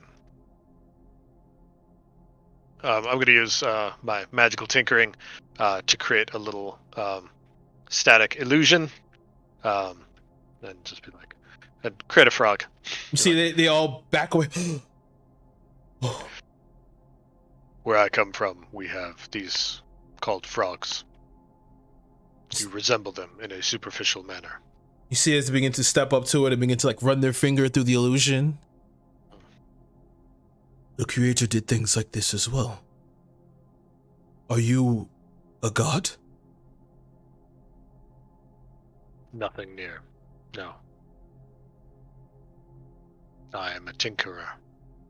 I am a builder. Tinkerer. We have builders. They all look at it, the reflection of it just bright in their eyes, and slowly blink as they're trying to just take in all the information.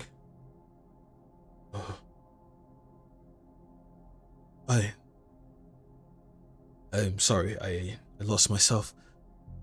What? This your tribe? Tribe is a good word. What will you do? We want to rescue the child, and we want to slay the flying one. Well, there is exit. Go with Vino. Alright.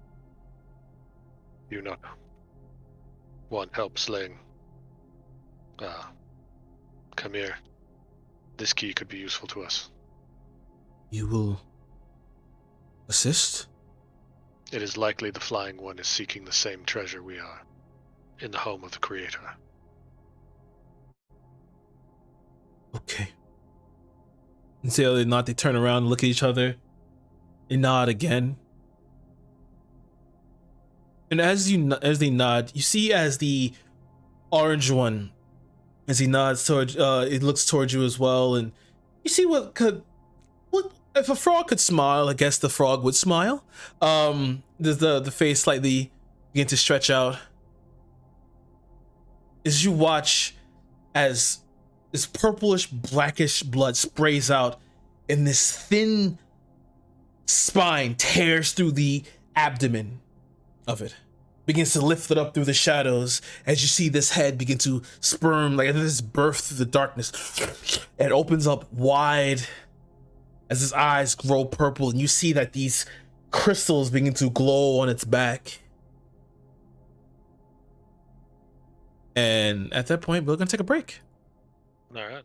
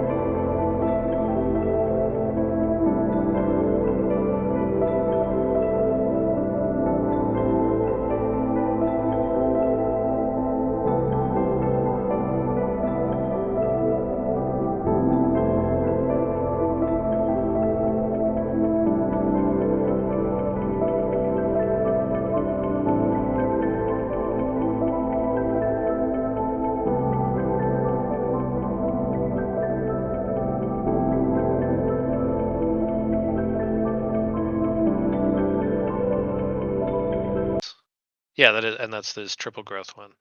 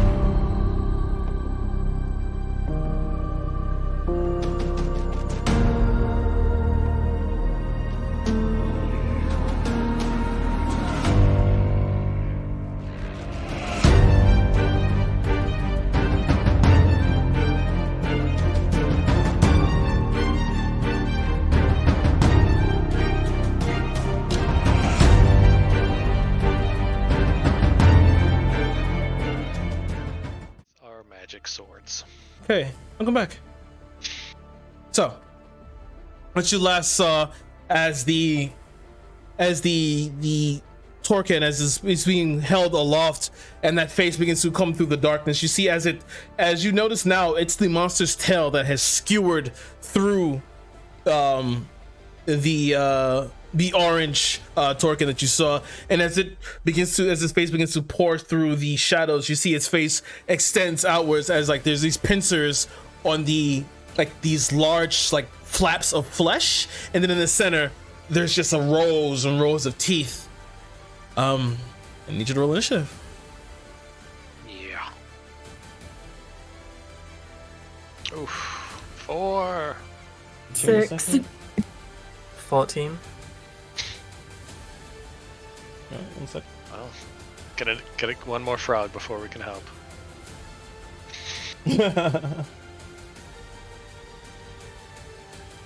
We're trying.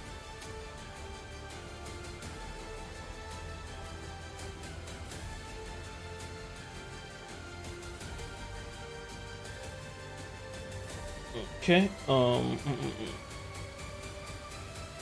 Okay, I had to get that up. Okay, Rakan, yours is what now? 14. 14. Olovia? 6. 6. Sebastian? 4. 4. Oh God. Zelchin? Oh, nice. And for Volkan. Okay, nice. They both roll pretty well, actually. Here. There. And we're going to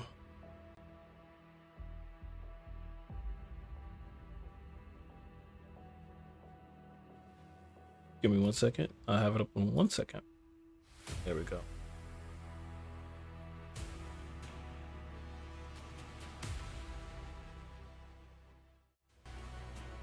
Okay. So as you see them, the purple and the other Torkin look to each other as they begin to scramble off onto the sides, hiding around the cilia. As you see, the cilia begins to now turn this teal color. Up first is the one as you watch as he bites and swallows whole the one that was skewered on his tail.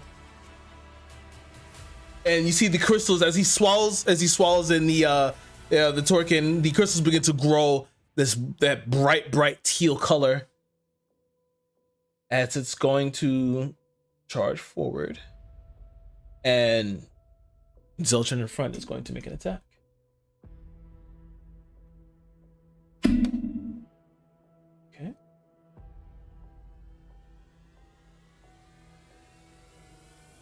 All right. Okay, it's gonna make its second attack. Is it somehow miss his first one? The second one hits. Okay.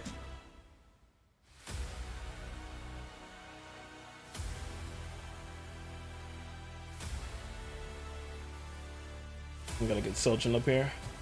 And Volkan. Alright, so. Oh, he didn't. Hold on.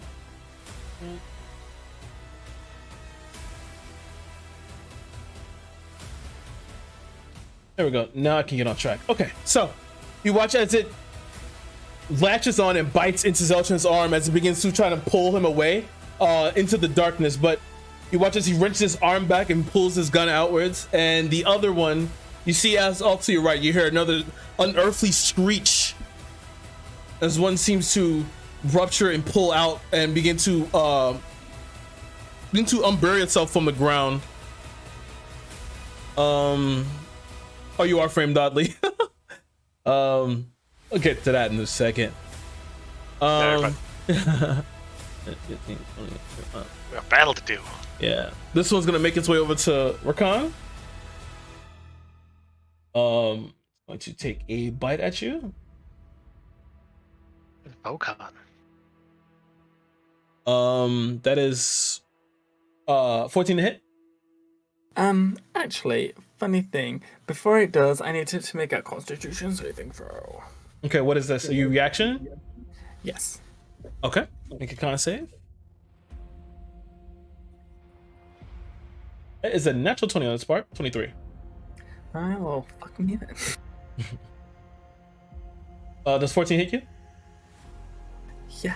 Okay. I feel like you know that. 18 points of slashing damage as the mandibles bite into you. Good hit. Mm-hmm. That was a good hit. And it's going to make a second attack at you. That misses. All right. Zeltrin is up. Zeltrin is going to disengage. 10.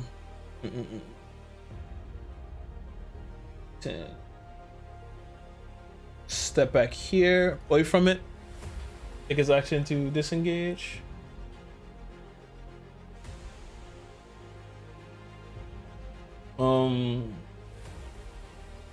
That's gonna be it for now for him. Oh, that's what I forgot. Bokan. Yeah, Yeah. that's what I forgot. I forgot he's the thing. Put them smites to use. Yeah. I want to give him something random real quick. We'll take this. Actually, have to make him. Because we didn't have a picture for him before, but now we do. Mm-hmm. Volkan is going to do the only thing that he knows what he's going to do now, and he's going to draw his sword and he's going to attack. I thought you said drop his sword. I was like, what? No, he's going to draw his sword and he's going to attack. This is gonna kick it in the nuts. All right, second one hits. Yeah. It's the Lovia's job. Get hit on that. All right, Rakan, you're up. Oh god, okay. I would like to are the squares 5 foot? They are. Okay, cool.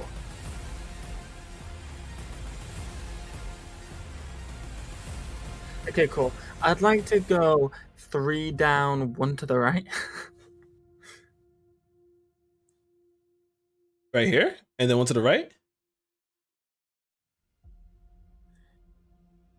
Yeah. Okay. Yeah, exactly there. Okay, so if you're gonna step in there, I need a dexterity saving throw. Oh man, it's because I'm next to the fucking plants in it. Yeah. Bitch. Did not think about this. It'll also leave its threatened range if it doesn't have reach. 13. 13.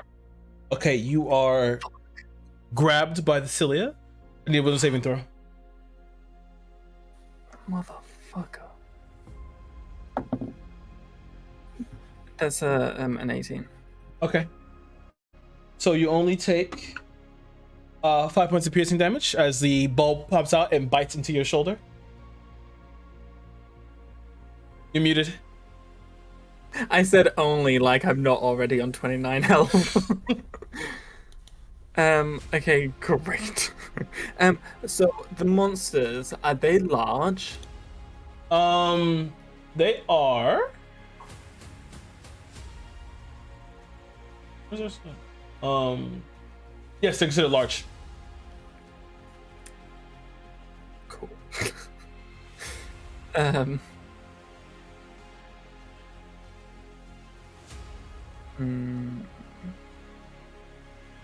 Okay, yeah, cool. Okay, so in a straight line, hitting both of them, 120 feet, I need both to make a dexterity saving throw. Okay.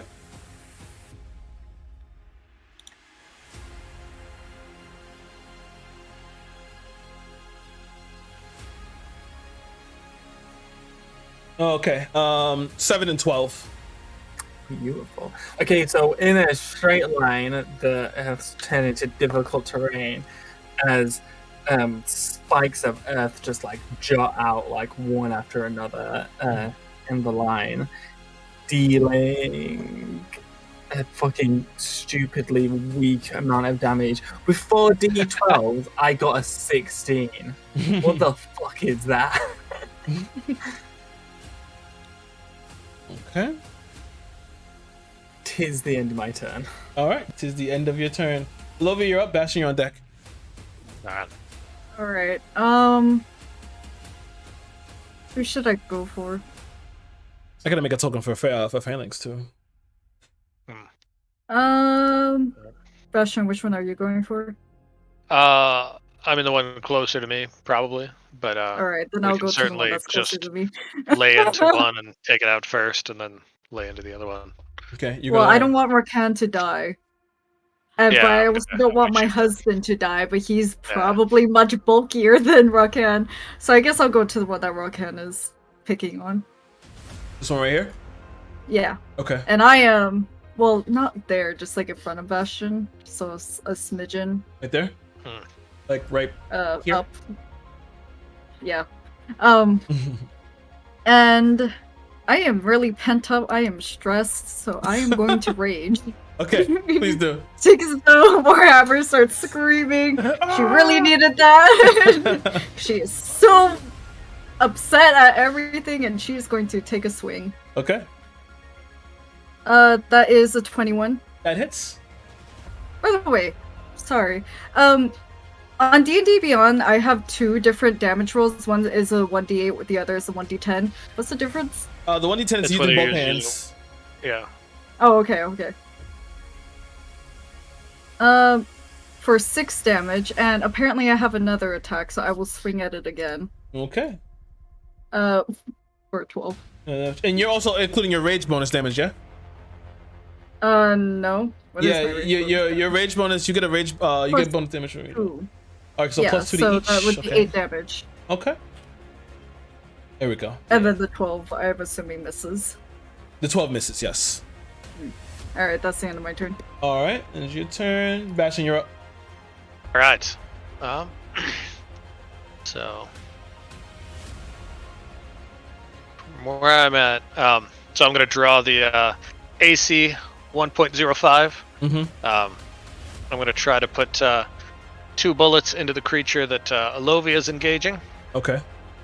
So let me try to do that. Ooh, AC 12. Nope. It's a miss. Oh, fucking hell. And an AC 15. It's a miss. All right, great. But then the whole reason that I decided to use this weapon is as a bonus action, I will pull back the second hammer and I will shoot Rakan. Okay. And what's in there right now is a 2nd level Cure Wounds. Nice. I'll be like, don't flinch! And restore 13 hit points to him. Thank you. Nice. And then I actually want to move so that I am in between the 2 creatures. So you're gonna step right here. Little further to my right. More in between them. Oh, okay. So like right here. Yeah, the other way. Yeah. Yep. Okay. And I've got my shield out and my gun. So yeah. And then Phalanx is gonna follow me and just stay at my side so he can impose disadvantage on things. Okay. And he doesn't get to attack because I use my bonus action to shoot Rakan. All right. So I'm done. I'm done. So, Yep. as you begin to lay in damage on them, you watch as they begin to raise themselves up. As you see their necks are like really elongated and stretched. They're kind of like centipedes. And as they do, you see as the from around their face, you see as the purple these like cilia begin to grow out of their faces as they begin to glow brightly. You just hear the screech. They do this loud, monstrous screech as it begins to echo through the cavern, and then it's going to take an attack at Volkan since it's right in front of him. It's going to leap first with the claw. That's a hit, and then it's going to bite with the mandible as well. That does not hit him. Yeah, he's too bulky. The first one does hit.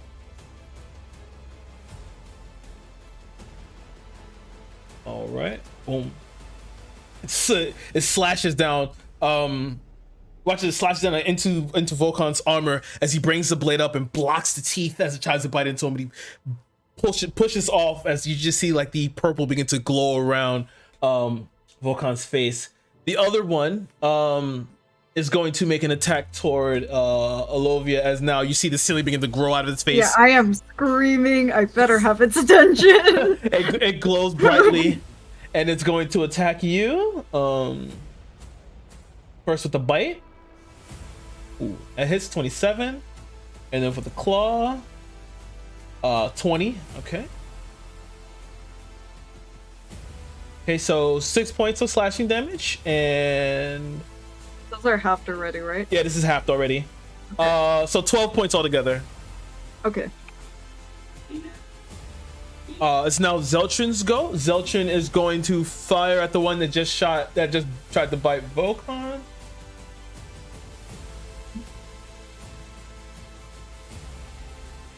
That hits most definitely. Okay. He's going to take his second attack. Both hit. All right. Good. Two really good hits. 20 damage in one round there.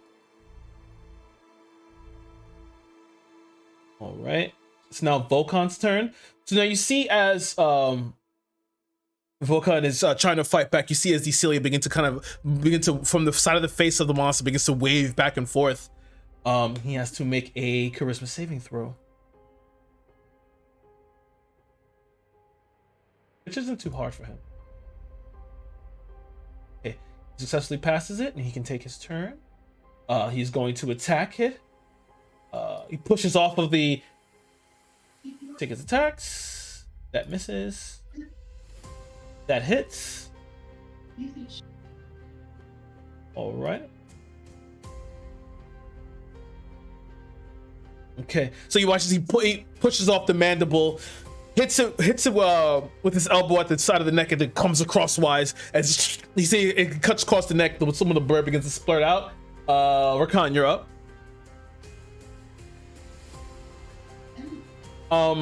As you start, because you're within range, I need you to make a charisma saving throw.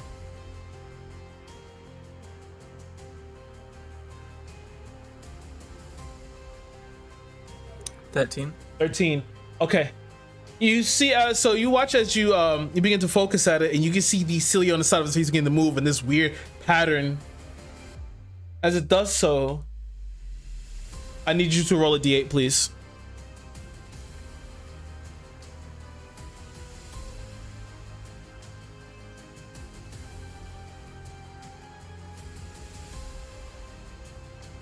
It's a 3.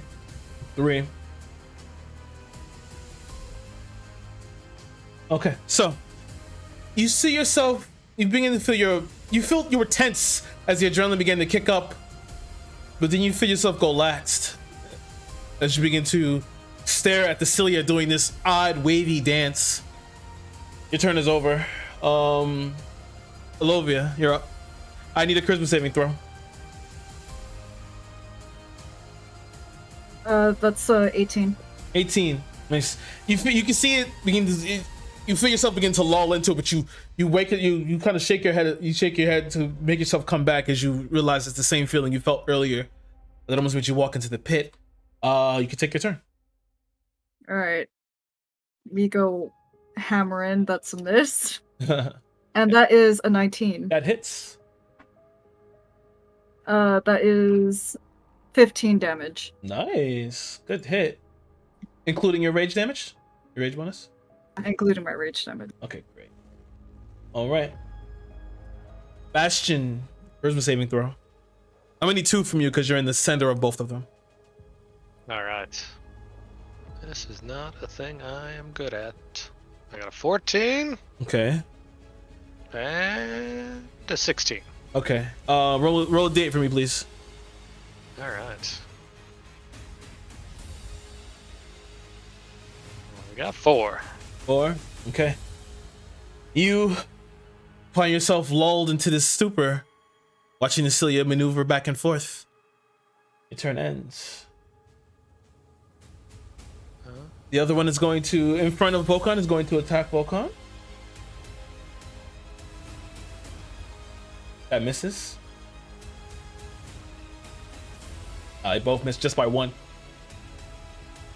But what it's going to do, you watch as it kind of screeches out as it begins to try and scratch and bite toward Volkan. You see it, and as they begin to circle each other, it angles its head downwards and dives below the ground. The other one is going to attack Elovia. 16 to hit you? That misses. Okay. 17. That is my armor class. 3 points of slashing damage. That's all. Zeltrin is going to go. He's going to take his turn. He's far enough away. Going to shoot. Natural 20. Whoa, I think he's killed this one actually. Yeah. Yeah, so he obliterates this one as he I'm sorry, no. I'm dumb. Hold on. The one he's firing at is this one. He doesn't kill it. But you see as in front of you, Elovia, as the carapace of this monster ricochets and begins to crack, and the blood begins to spurl out from the two shots. You hear them ring from behind you. It just screeches outwards. Is Volkan's go? Volkan is going to hold himself at the ready. Rakan, you're up. And I need you to make a charisma saving throw.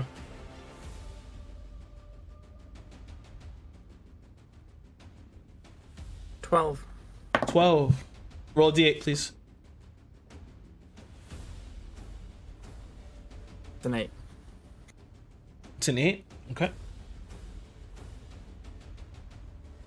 Okay, roll me 1d4.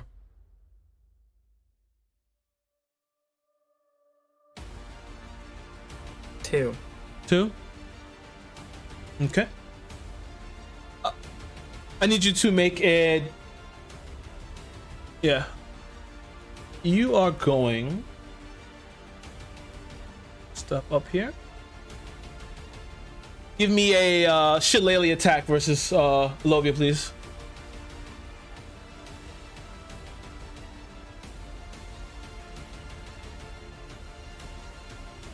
That's an 18 to hit. That hits. Hits.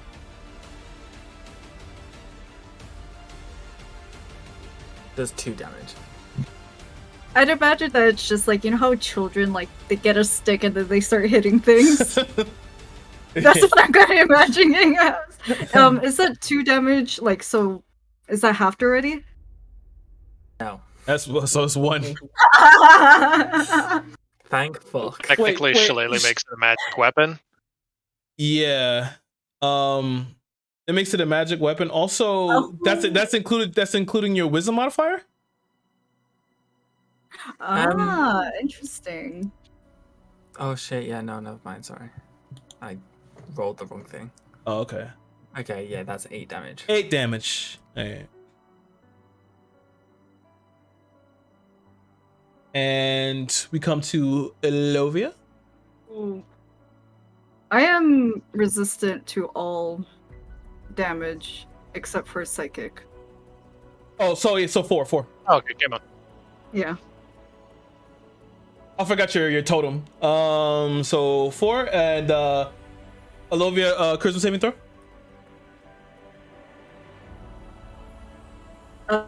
That's a 15. 15. Okay, nice. You still pass it. Just gonna take your turn. All right. Warhammer time, baby. Who would have thought? Oh, that's a nat 1, and that is a 21 to hit. Okay. All right. And that's a nat 1 on the first one. What am I gonna do here? Okay. So, you swing down as you bring the hammer down into the rock face, hitting one of the crystals on its back as it turns around. As you hit into the crystal, you see as the crystal kind of shatters and then splinters into part of your warhammer. As you see it begin to set inside of the hammer of it. You see like some of cracks begin to slightly form. Give me your damage for your second hit. That is 11 damage. Okay. So this one, as you bring the hammer down into it, you slam it in one of the bullet holes created by Zeltrin, as it begins to cave in, as it caves in the chest. You reel it back, hit it one more time as it falls over the hammer, piercing through its entirety as it kind of dents in the body, and you pull it back out. But at this time, you hear as it screeches outwards and it begins to permeate through the cavern. You hear Zeltrin, "Ah, shit!" From behind you. Then your turn. This one is dead. Yeah. Okay. All right, Bastion. Currently, you see there's nothing around you currently, but you hear Zeltron from behind you. You can see that the rock form just like below him by his feet, the rocks are starting to like pert up slightly and begin to split. I'm gonna drop my gun at Phalanx. I will draw the slicing wing and then charge over to where Zeltrin is, and then Phalanx will pick up my gun and follow me. Okay. All right. Is there anything there that I could conceivably hit with my sword and not as of yet? Something? It hasn't fully come out of the ground yet, from what you can see, but it's beginning to crest outwards. Okay. I'm gonna create my bonfire like right on top of where all the earth is coming apart, so that when it pops out of the ground, it'll just be inside of the bonfire. Okay, gotcha. I like that. Okay. So here's what happens. This one that burrowed previously, it appears right here. It's going to make an attack toward Elovia. Okay, that's 18 to hit. And we'll go for the second one here. 23 to hit. Okay, so do the damage here and then I'll have it for you. I love it when I don't have to do math. 7 points of slashing damage. And at this time, another erupts from this side in front of you and yourself. Phalanx, his disadvantage is how far? As long as he can impose disadvantage on someone that he is adjacent to. Okay, but he's behind you currently, yeah? Yeah, so he could I'd have him at my side so that he could impose disadvantage against anything attacking me. So. Okay. All right. So this one. It's going to really tall in the middle of my screen. Sorry about that. It's going to strike twice. It's going to strike once at you, which is disadvantage. Excellent. Oh wow. Okay. You got a natural 20 and a 24. All right, that will hit. I'm gonna use my reaction to use my repulsion shield once it does damage to me. 9 points of slashing damage. Roll pretty shit there. All right. That is all right with that. So, yep, I am going to push him 15 feet away from me. He doesn't make save, or it just automatically happens? There's no save against the repulsion shield infusion. Okay. And when it popped up, did it stand in the bonfire? Yeah, give me the damage for that, please. All right, 13. Okay, nice. It has a dexterity save, DC 16 to avoid the damage. Okay, he fails that. He takes the 13 damage. All right. Then it hits me, and just a wave of kinetic force bursts out from the shield and just launches it 15 feet back. Nice. It's Zeltrin's go. Zeltrin's going to make his shots. Oh, he got another natural 20? My god, Zeltrin. Alright. It hits here.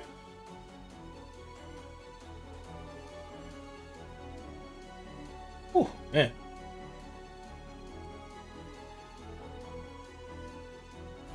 Okay. Oh, actually, hold on. Forgot.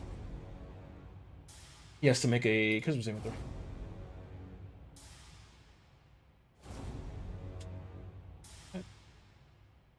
It's a success. I'll let that damage go through. It's now Volkan's turn. Volkan's gonna come. Oh wait, he's in range here. Hold on. He's gonna make a Christmas saving throw. That's a success. He's going to move here. Going to make his 2 attacks. First one misses. They both miss. Rakan, you're up. Give me a Christmas save.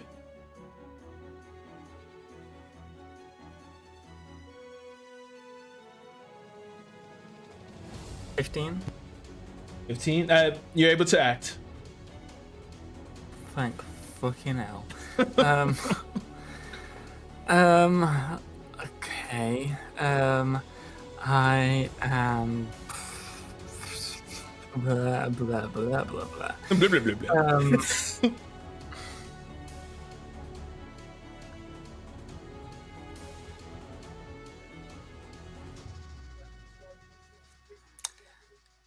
I'm gonna go southwest 1 square, but so that I'm not like next to the fucking things. Okay. And then I'm gonna need the fucking cunt of a monster to make a dexterity saving throw. Okay.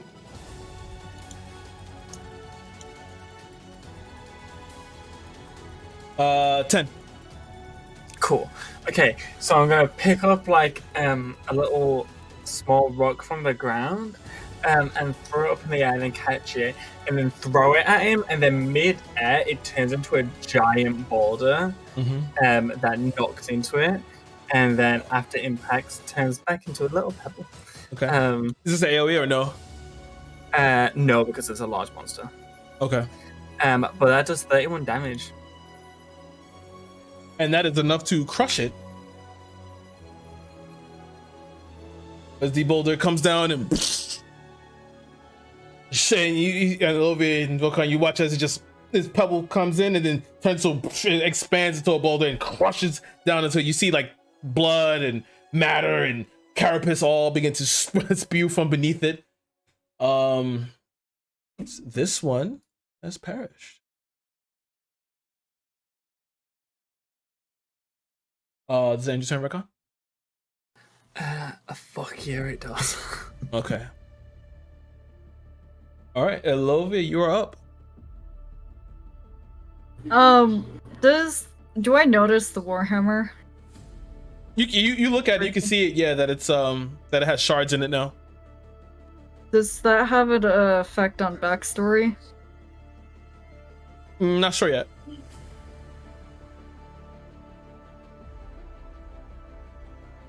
I mean, not that bad. Okay. All right. All right. I will. All right. Yeah. So there's another one, or is there 2 more? There's, from what you can see right now, one. Okay. I'll walk up to it. All right. Casually. Glacial pace. You're gonna have to go through the cilia. I mean, dexterity save. Oh, I see.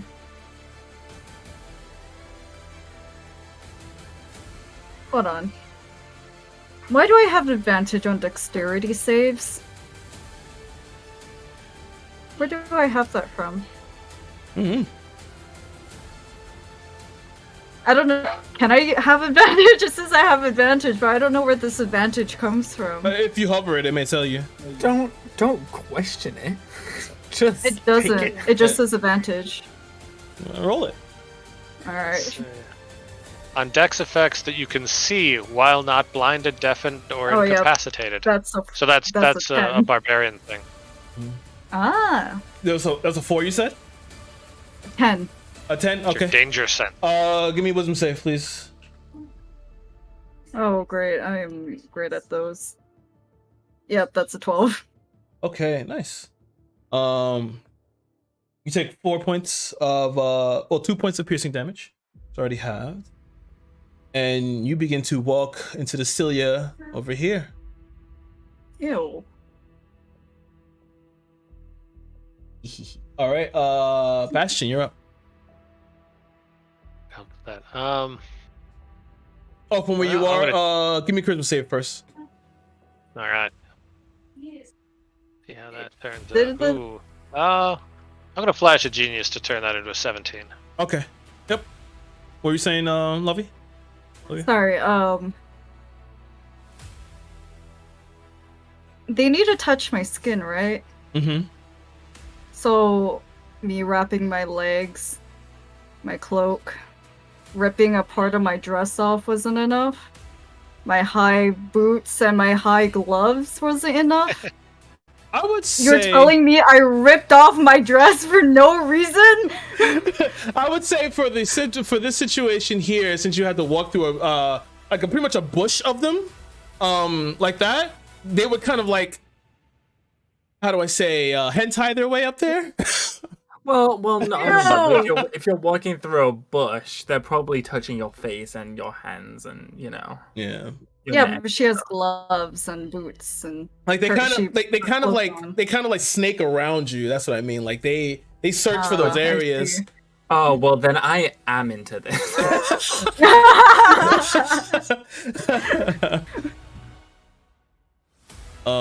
You make it, Bastion. Go ahead. Excellent. So then he's going to approach said creature with his sword and try to cut it into pieces. Okay. For you, I need a strength save because you got to walk through the cilia. Oh, do I? Yeah. Really? Between me and him. All right. 9.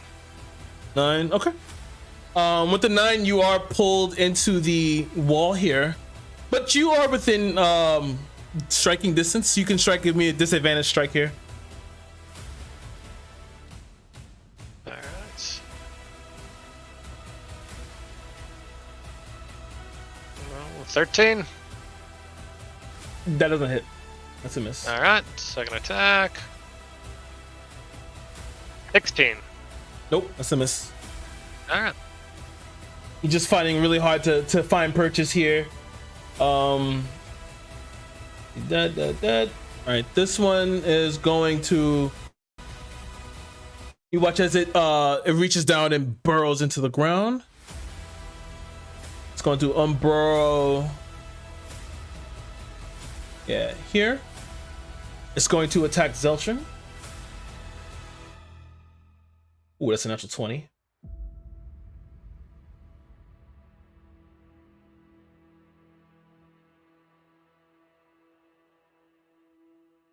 Ooh, strong hit. Well, before it hits, can it make a Constitution saving throw? What are you casting? Rock Rush. Rock Rush? That's a reaction, I'm assuming? It's a reaction. Okay, well, Constitution saving throw? Yeah, try to save my baby. That's an 18. Oh, fuck you. That is Zeltrin's turn. Zeltrin has to make a charisma saving throw. That's a fail. He has to roll. All right, you see him stuck still, looking into the face of the monster as the mandibles begin to stretch over his face. It's now Volkan's turn. It's not looking toward Volkan, so he's gonna move forward. He's going to attack it. Natural 20 for Volkan. Nice, and he is going to, with that, he's also going to pump a Divine Smite into it.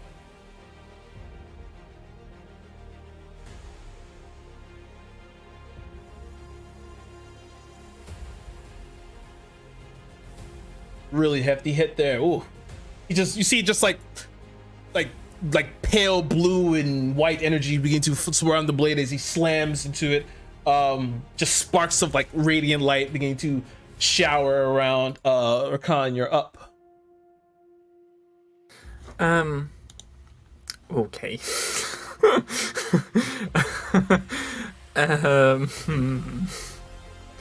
What to do? All my spells are AoE. I'm gonna nope.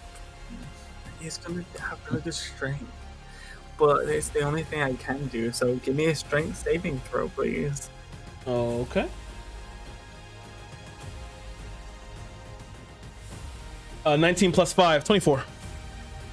Yeah, it's the end of my turn. Okay. I'm really gonna risk hating my friends. Okay, Alovia, since you're inside the cilia.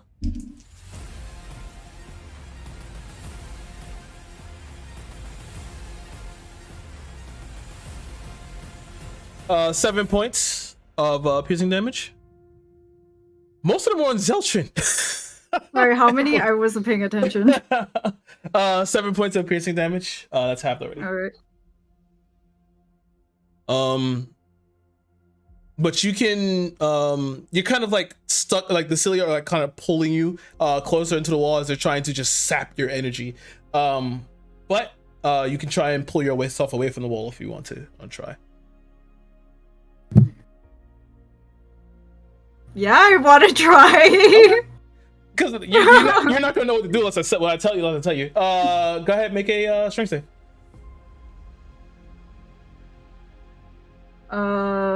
Oh, I'm raging. You are raging. That is a 16. Okay, yeah, you're able to pull yourself away from the wall, and the monster is behind you. Cool. I will attack it. Yeah, I can still do that, right? Yeah. Okay, yeah, I'll attack it. That is a 18. It's. And that is 18. Oh, they both hit. Nice.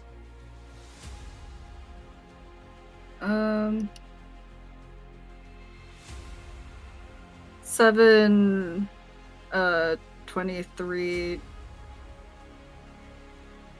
Okay, that's 9 damage and 17 damage. Okay. My brain isn't working, sorry.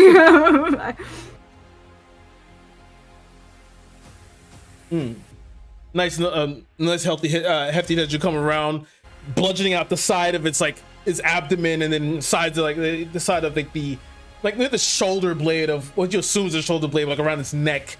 It means the flesh begins to dent in, and it's looking quite ragged. Bastion, you're up. Right. So do I need to extract myself from this cilia? Mm-hmm. All right. Strength saving throw. Mm-hmm. All right. Oh, there we go. 23. Nice. All right. I'll pull myself out and then get next to Zeltrin there, which I believe will mean I'm not in any cilia there. Yeah. All right. And then I'll try to hit it with my sword again. Mm-hmm. All right. There we go. Oh, and a 13. God, I still can't roll above a 10. Oh, there we go. Hey. AC 20. Hey, nice. How about that? Mm-hmm. All right. Let's give him a little bit of 8 slashing damage from a magical weapon. Mm-hmm. And then bonus action, we will have Phalanx run up alongside me and use his force-powered rend. Oh, hitting an AC of 14, which I think misses. Yeah, it misses. Okay. Well, but he's next to me. So. All right. Nice. All right, I accomplished a little bit. Okay. Okay.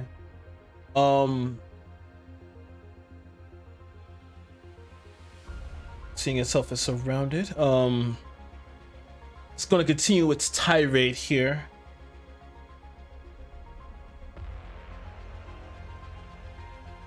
Nice, 18, that hits. They both hit. Okay, so he continues to strike Zeltrin.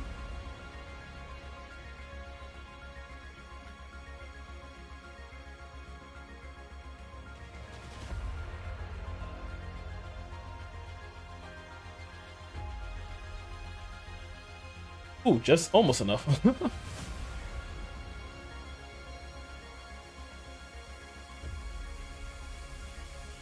Yeah, so it strikes and claws as it lowers his mandibles around. Zelchin kind of moves his head to the side as it bites into his neck, and the those pincers from the flaps surround and they sink into his flesh as the claw begins to claw at Zelchin. You see the blood begin to pour out as he screams loudly. You can hear like the grinding and the chunks of flesh. Zelchin has to make a charisma save here. He fails at a natural 1. He's going to make a D8 here.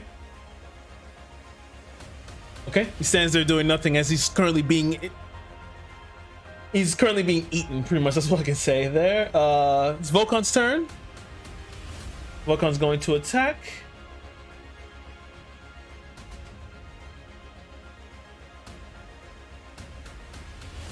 Misses. Orkan, you're up. Okay.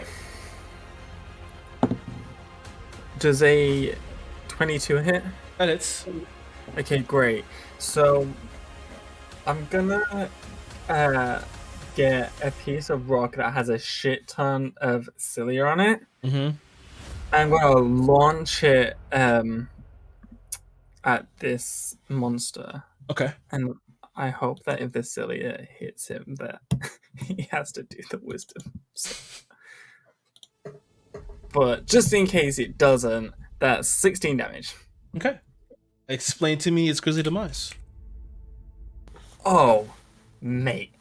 So the rock launches at him, right? And it hits, and he lets go of Zeltron, and Zeltron like crawls away, and then the cilia like wrap all like around him and constrict and tighter until his head and eyes, like his eyes pop out of its socket, and yeah, it's just like wrapped like around the cilia. Fuck you, cilia. Also, Okay, so as it goes charging toward this entity, slamming inwards, it kind of screeches outwards as Zelchin bows out to the left, falling over and hitting the ground as the blood begins to pour out over. As the blood begins to pour out over, you see the cilia begin to kind of that are now on the ground around him begin to suddenly move toward him as it begins to lap up the blood and begin to try and constrict his body. The rock you threw, as it explodes, the cilia wraps around the creature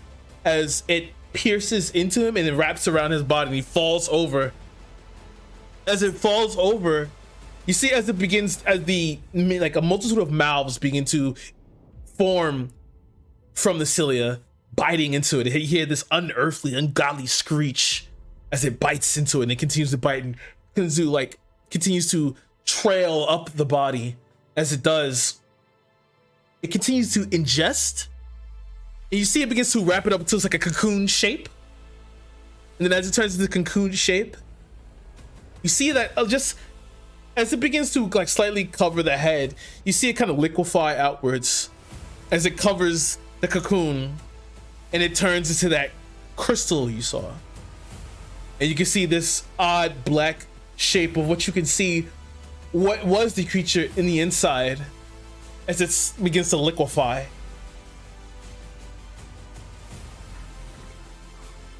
That is so dark. So you're telling me that each one of those crystals was a person? Oh my god, that's awful. I'm gonna run over to... I mean, I have no way of healing Zeltron. I do have +5 medicine though. I'm gonna like run over and start like trying to stop bleeding and stuff like that. Volkan, do you think you could heal him? I want to suggest everyone go to kind of that blank spot in the middle where we're really far away from any of the cilia. Okay. Over here. Yeah, I can. Just leave it to me. He kneels down. He's going to use his lay on hands. Actually, he'll use lay on hand. He'll use a combination of the two. He uses lay on hands and then he use some of his curatives.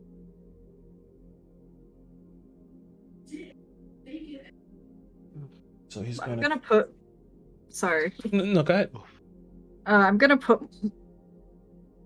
Bastion, by any chance, do you have mending? Not currently. Alright, I'll put my warhammer back into its place on my back. Mm-hmm. And I will just summon a packed weapon that's gonna be a battle axe, because I love battle axes as a player. I am proficient in smith's tools, and I do have them, and I could just do mundane repairs.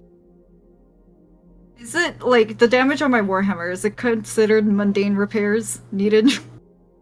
For mundane, no, it's not mundane. Because the fact of the reason is you have to extract the crystals before you can seal them up. Oh my god, how cool would it be though if like the essence of whatever person's in the crystal goes into the warhammer? That'll be weird.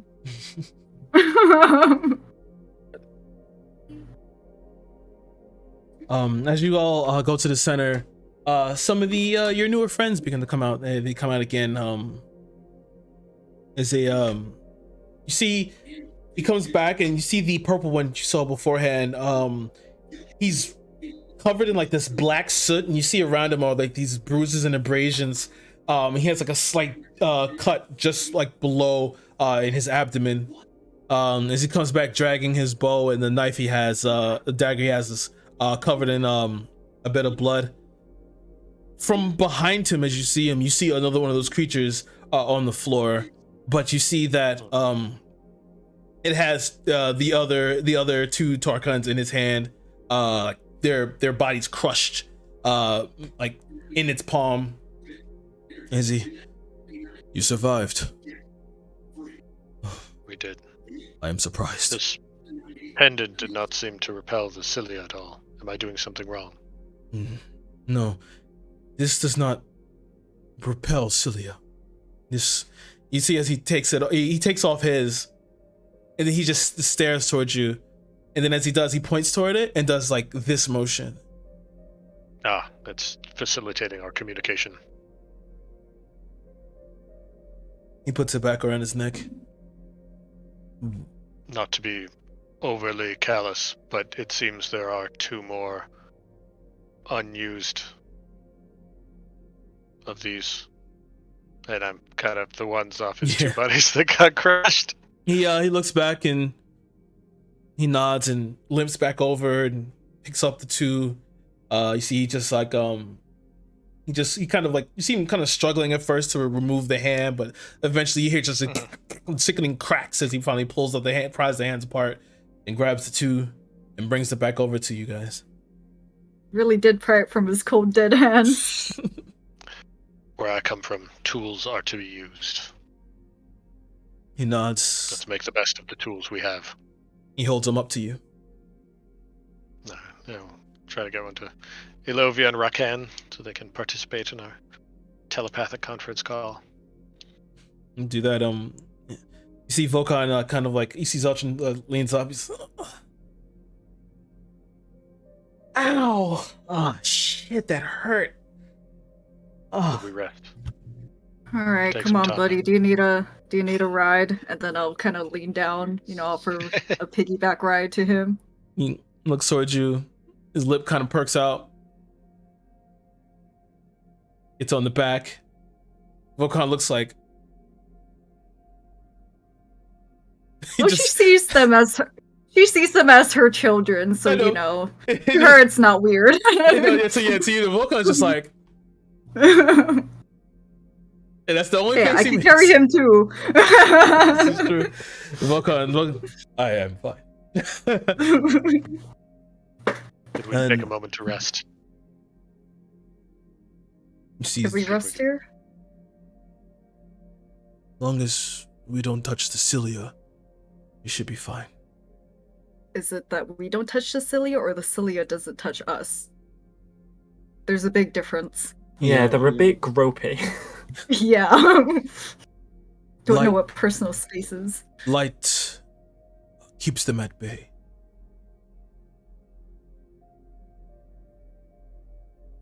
And we keep our torches toward the outside. You watch as he like kind of limps over and he sits down and he leaches into his pack, getting kind of close to the light and begins to just take different things out to try and nurse himself back to health and stitch up wounds and things. Mm. Why do you stay in here? We live in a village not far. We came here to try and set back the world. Since the arrival of the Flying One, the other guardians have awoken. Oh shit. It's like fucking Don't Starve, where each season has its own boss. And we got a key. We need a bunch of parts. There are a bunch of guardians. This is classic. Classic D&D. Sorry, what about a key? What? What's D&D? Sebastian, you're speaking strangely. No, but seriously, what about the key? I'm pretty sure you mentioned a key earlier when you were like, And it was the 1v1 kind of the one-on-one conversation. yeah. But Bastion, we could hear Bastion speaking, right? Yeah. I'm pretty sure he mentioned Yeah. a key. So what key? So he kind of holds up the key. It apparently is the key to the creator's home, which I would wager is the wizard who made this place, and probably a place of great import here, and is perhaps Wizard. what Words is looking for as well. This wizard has some weird kinks. And I thought I was weird. Spent a lot of time alone in the tower. So we It just need to seems get that this Khmer, from point A to point B. the key is incomplete. Oh, Khmer great. guards a part of the key. This Ah. the source of this cave weed, Cilia. So we will both help these Tauran people, and we will get the piece of the key that we need.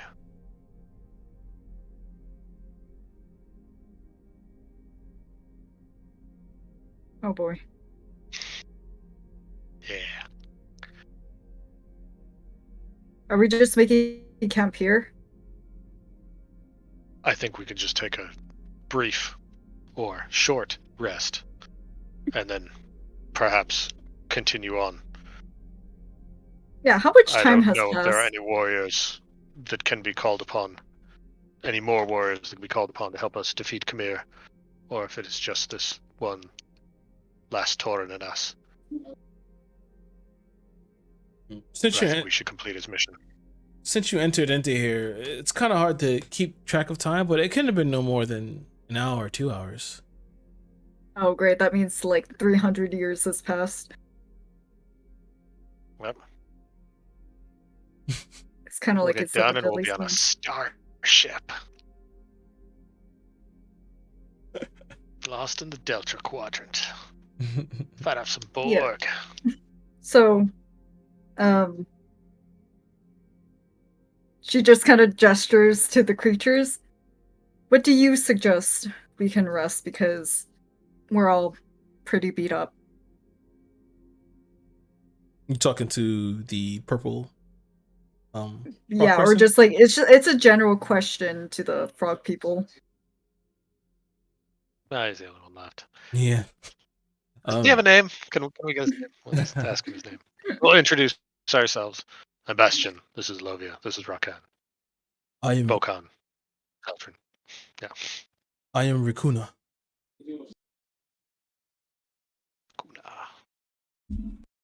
All right. I am, yes, Rikuna. It should be safe to rest here. As he begin, you see as he points towards some of the crystals. You see as the from as he points to some of them, you see that there were larger crystals, and you see that there were like small little fractures in them. It should be fine, but we can't stay here too long. They grow in the crystal rapidly, but they only grow to replace previous protectors.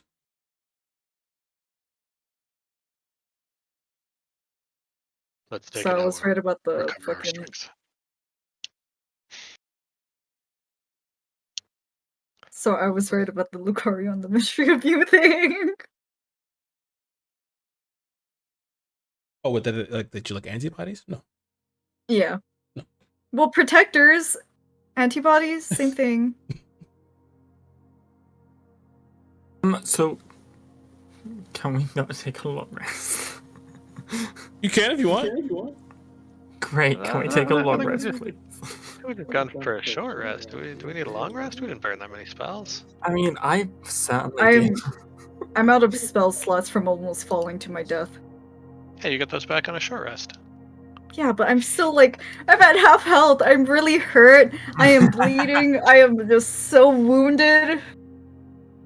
Again, burn I the mean- hit dice on the short rest. Otherwise, we should probably follow Rakuna back to his home village if we're gonna take 8 hours. If the cilia is gonna continue to grow.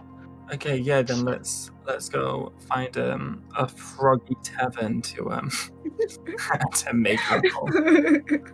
I'm gonna see if any of the slain Tauren have any more Chuka spheres.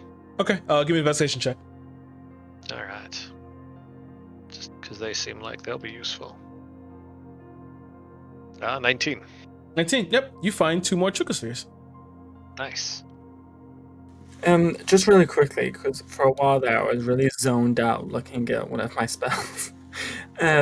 So we've got this key and it's incomplete, and we need to complete it. What do the Tauren want in exchange for us having this key? They want you to Live in help. peace. Pretty much. They want you to help kill Khmer. Mhm. Who's comment? He points around to all the cilia. Oh, This okay, is right. Khmer. They just want to get rid of that. Mhm. Okay, Yeah. cool. Okay. And the heart of the monster, the source of it, is Khmer. So, How far away is the village? Down the mountain is quite far. If we leave, We're still not down. no. If we leave, you would have to reclimb to get back up here. So we're kind of forced to just stay here.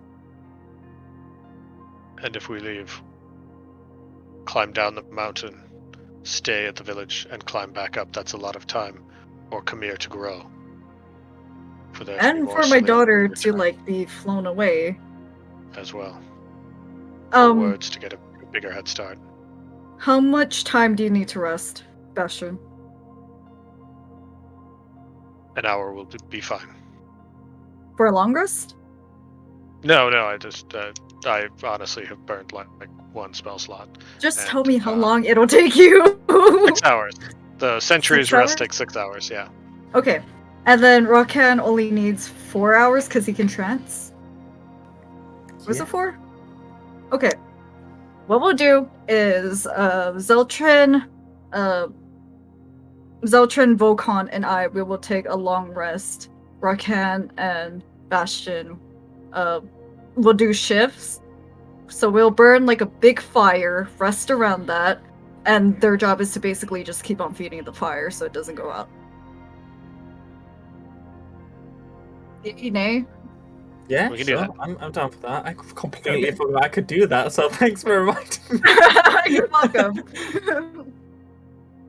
Okay. Okay. So, you're gonna take a long rest. So you guys are gonna do this in shifts, right? So first, Miyago, you're gonna stay up. And Bastion gonna stay up. Yeah. Okay. Give me while you're doing this and feeding the fire.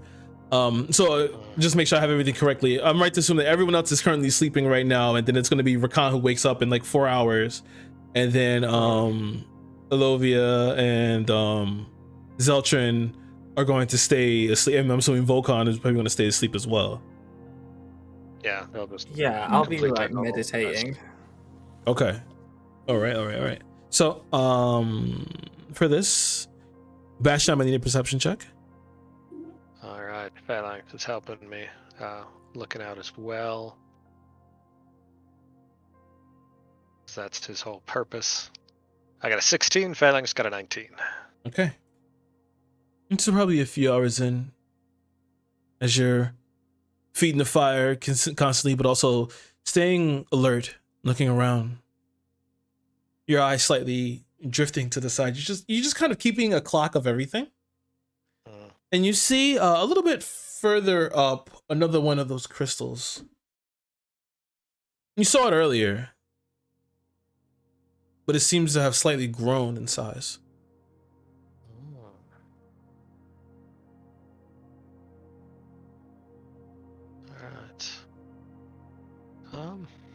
How close is it to us? It's about 90 or so feet away. 90 feet. Oh, yeah.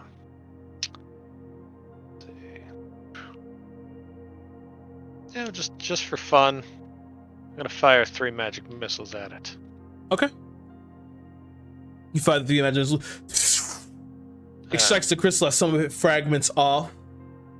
Force damage traditionally does double damage against objects.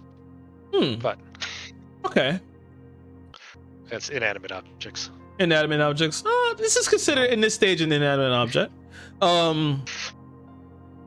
It fires against it as it begins. So you see, as the part of the crystal, the top part of the crystal begins to slightly flake off, and you see as just a small little, like something begin to like just poke out of it, like a little roundish head begin to poke out of it, and around it you see like a bit of a membrane ooze that's kind of like pouring from the top of the crystal. Oh, wow. Gonna magic missile the creature. Okay. Popped out. Yeah, this little creepy fetus. Okay, so you're gonna magic Just missile the it? fetus. Yeah. No one likes a creepy fetus. All right, magic missile it. So a magic missile for 2, a magic missile for 3, and a magic missile for 2. Okay. More of these ricochet shattering against the crystal. For those of you who are asleep during this, because it is echoing out, give me a perception check here at disadvantage.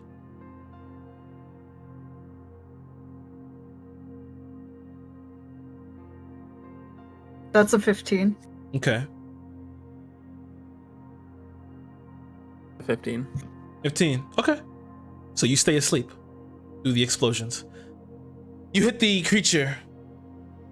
As more of the crystal begins to flake off and fall apart, it flaws out, and all this, it looks just like an amorphous blob with hands, and just you see these clawed hands begin to kind of stretch out as it kind of like makes this screeching sound as it kind of pulls itself away from its body, and the flesh begins to slaw off.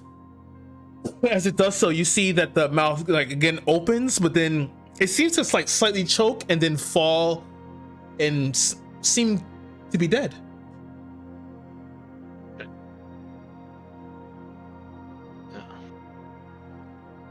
So Good with that. another 2 hours goes by. Now this time it's been 4 hours, and Rakan, you come too. You step out of your reverie.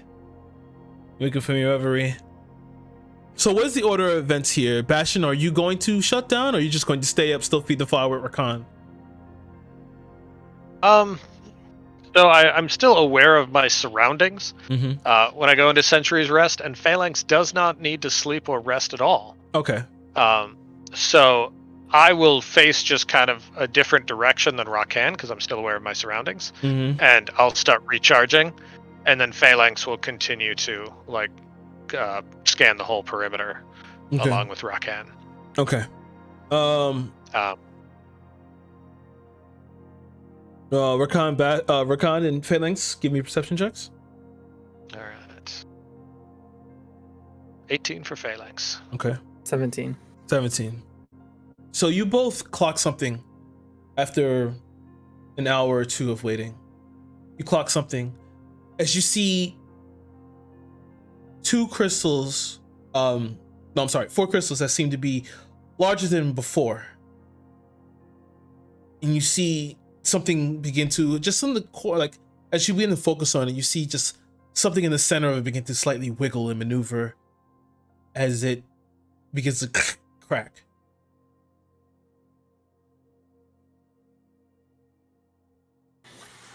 Alex is gonna look at Rakan. Has it been long enough that everyone's like fully healed and stuff? No. Well, sucks to be you guys. I'll wake everyone up. You gonna wake him up? Guys, it's time to leave. These Alex will come and bump crystals into. are growing, cracking, and whatever spirit is staying inside is gonna come seething out. So we need to make a move.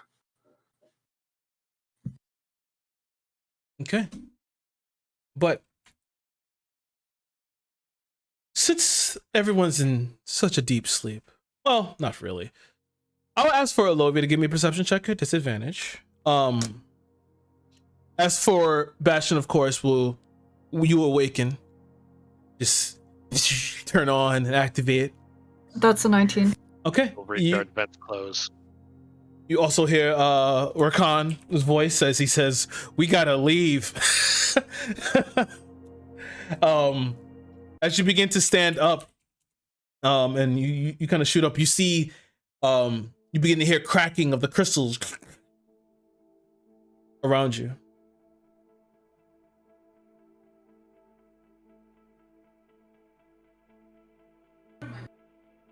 Are Zeltrin and Volcon still sleeping? They wake up. Yeah, I usually let them pass regardless. Do we get a short rest? Short rest you can have. Yes. Okay.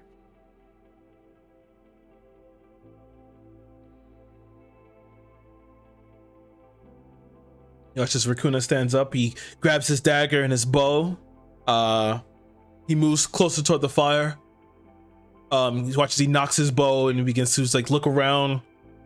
This small little 4-foot frog form.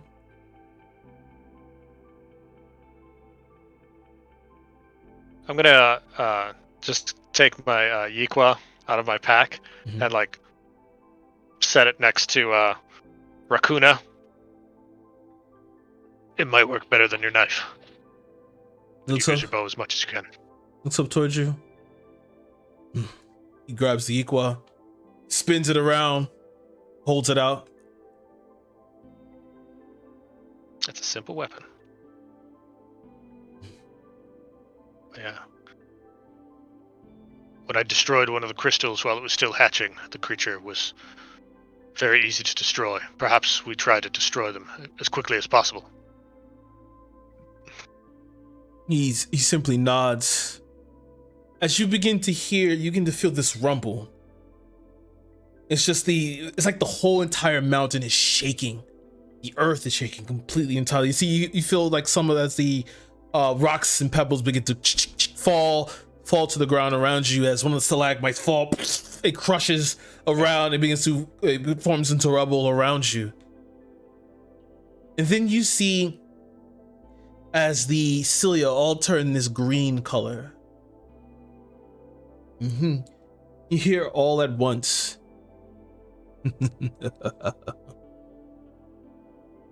Who stepped into my lair? I thought this was a quick meal. You will find us to be not easy meat. Tell me, why have you come? I'm just trying to save my daughter. Daughter? Yes. We seek the flying warforged and the child with him. Warforged. Perhaps. Maybe you'd want to come see me. As he says, you hear that voice. You see one of the caves as the cilia all turn this orange color in one of the cave entrances. I wait below. Una. Here we go. He looks up towards you. Yes. Let us go meet this. Come here. Alright. Before we go, I'm going to cast from my magic tattoo thing that I made as an artificer, Gift of Alacrity. Mm-hmm. So I will gain die 8 on initiative for the next 8 hours. Okay. And yeah. Does Shall anyone else want to do anything before you step Yeah, into this yeah. entrance? Pile up some buffs. No, I mean, my cocked weapon is already summoned. Okay. Do you want to do anything, Rakan? I mean, I'd like to have left like I tried to cast him. Apart from that, no. And Zelchin kind of walks up to you, pats you on the back. Well, I see you on the other side, right? Let's whatever this thing is, let's have some Why fun. would you say something like that? Humor. He's watching, spins the chamber, close the Can you revolver. even walk? I'll be fine. You know, Vokan touched me all over. I'm good. Lucky him. And then, That without second even one, they waiting would for burn a that guy. response, I'm gonna start walking. What? As you all begin to walk forward, you see as the Cilia begins to bow towards you all and lowers down. You see now beyond this, as you walk into the cave just a bit more, you're stepping on the Cilia. And as you do, you can feel it slightly like kind of like forming a strong floor beneath you and like walking you forward as you step over this large chasm. The cilia folding in between, forming steps for you. As you continue to begin to walk down this long ramping corridor, you can see on the side this large, thick, viscous membrane that's just aglow with this sickly green glow. This is a pale green. As you step forward, you begin to step down into this large archway with these intricate symbols carved into it.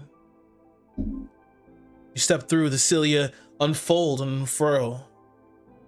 And you see here in this chamber, these large pillars that are keeping the this odd roofing. And you can see that there are no, in here is nothing but marble.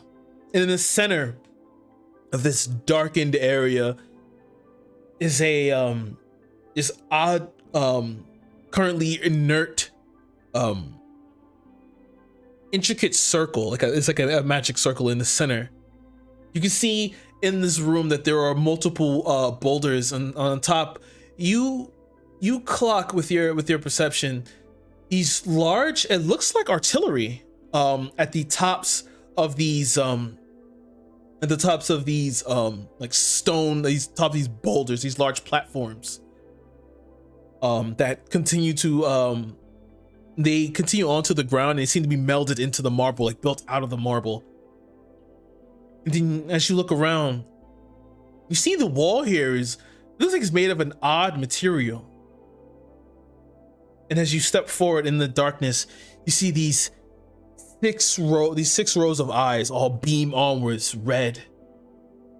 Please step closer.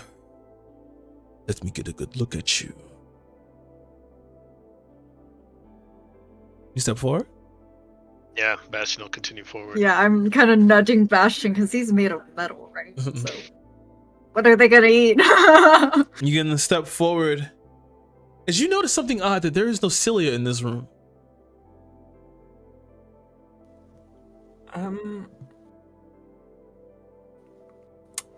So, assuming that this person's in the room with us, I'd like to quickly crouch down and touch the ground and use tremor says to see if I can either pinpoint where he's in the room and or see how large he is. Okay. You reach down, put your hand into the marble. begin to stretch out your consciousness and your sense, and it causes you to reel back as the feeling that you get from this room. He is literally everywhere at once within the mountain. And he is the entirety of the mountain. And as you do that, you hear, you peaked. And you see as you begin to hear this shuffling of rock and stone, as you see now that the wall begins to glow bright orange and then begins to maneuver around, and you see as the bright orange begins to continue up, you see that that the chamber that you're in spirals completely, almost infinitesimally up. And as it currently, you see it uncoils behind you as the door is, as the area you came from is blocked, and you see this large, huge centipede-like entity begin to stretch upwards, and coming from the walls, it seems as you see all the cilia begin to pull from the wall and settle around his body as it begins to maneuver and waft around him. You now understand that all the cilia was all part of one body. You see now as the body glows, these 6 rows of eyes and almost hundreds of legs spawning from around its body. Well, welcome to my home. It's always good to eat once you first awaken.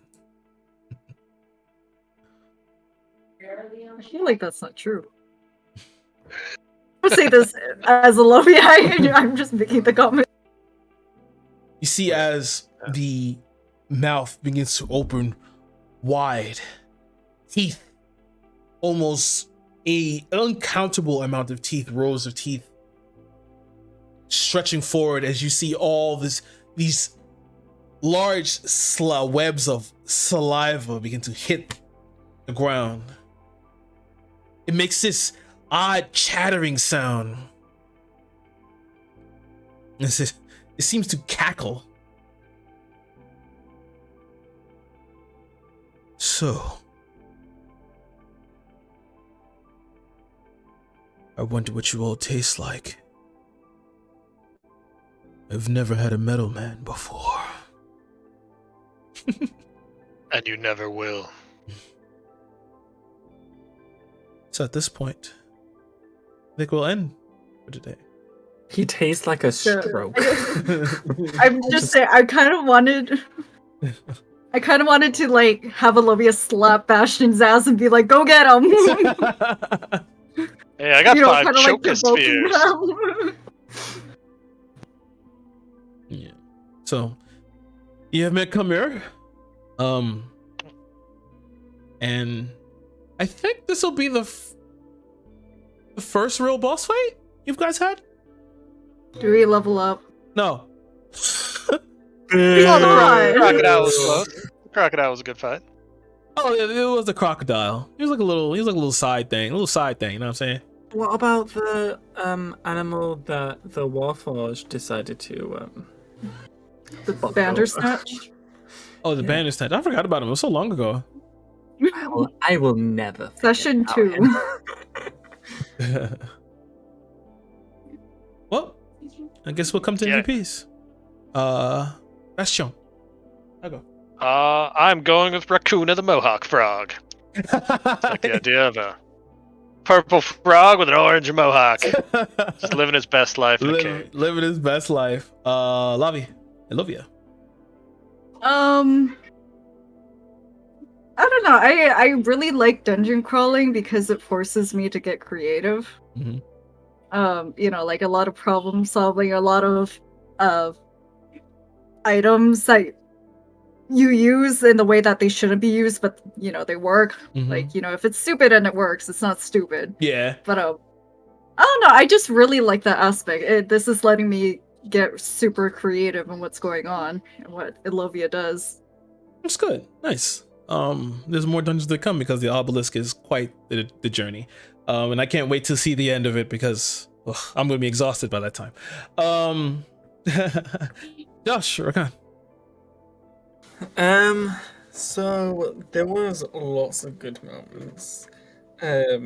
Like I completely agree with Lavi. It's really cool to be doing something like this because it does make you go, oh, can I use this like this? Will this work? Like the frog people, the Tauren, they were really cool.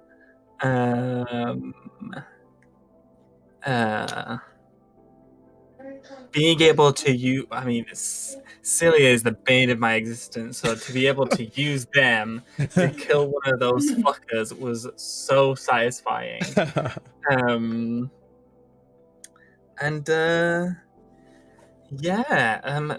to the man of the mountain was interesting and unnerving. Just all around great. Nice. Shout outs to overestimating shit. I make like a whole bunch of like the whole thing for this dungeon is a whole bunch of stuff. And I love how people like, no, fuck this, we're not going that way. And then like, but then it still adds like I'm always like this. I'm still always worried about time. But Yeah. to know that it still worked out pretty well. I've been meaning to ask. You said that you expected us to spend 4 to 5 sessions. This one area, we're not even off the mountain yet, has taken us like 2 sessions and like we got there. So like 1 session and like a 10th of a session. Okay, so here's a secret about me. I'm pretty bad at estimations. So okay, so like 10 sessions is what we're looking at. Yeah. This is gonna be you guys are gonna be like super tired after this, but it's gonna be like you guys are gonna get your beach week, not a beach episode, like a beach week. Because I believe everything is gonna come to a good head.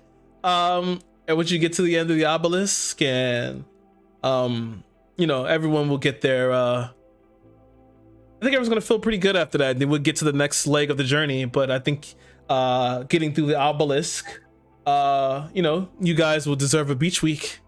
You guys can chase up different things and go see what the wolves are up to. Yeah, go see what the wolves are up to, see what that's going on about, because that's a whole separate shit. I'll even tell you this for free. There's also secret other Easter eggs that you guys can find as well. So like yeah, in the obelisk?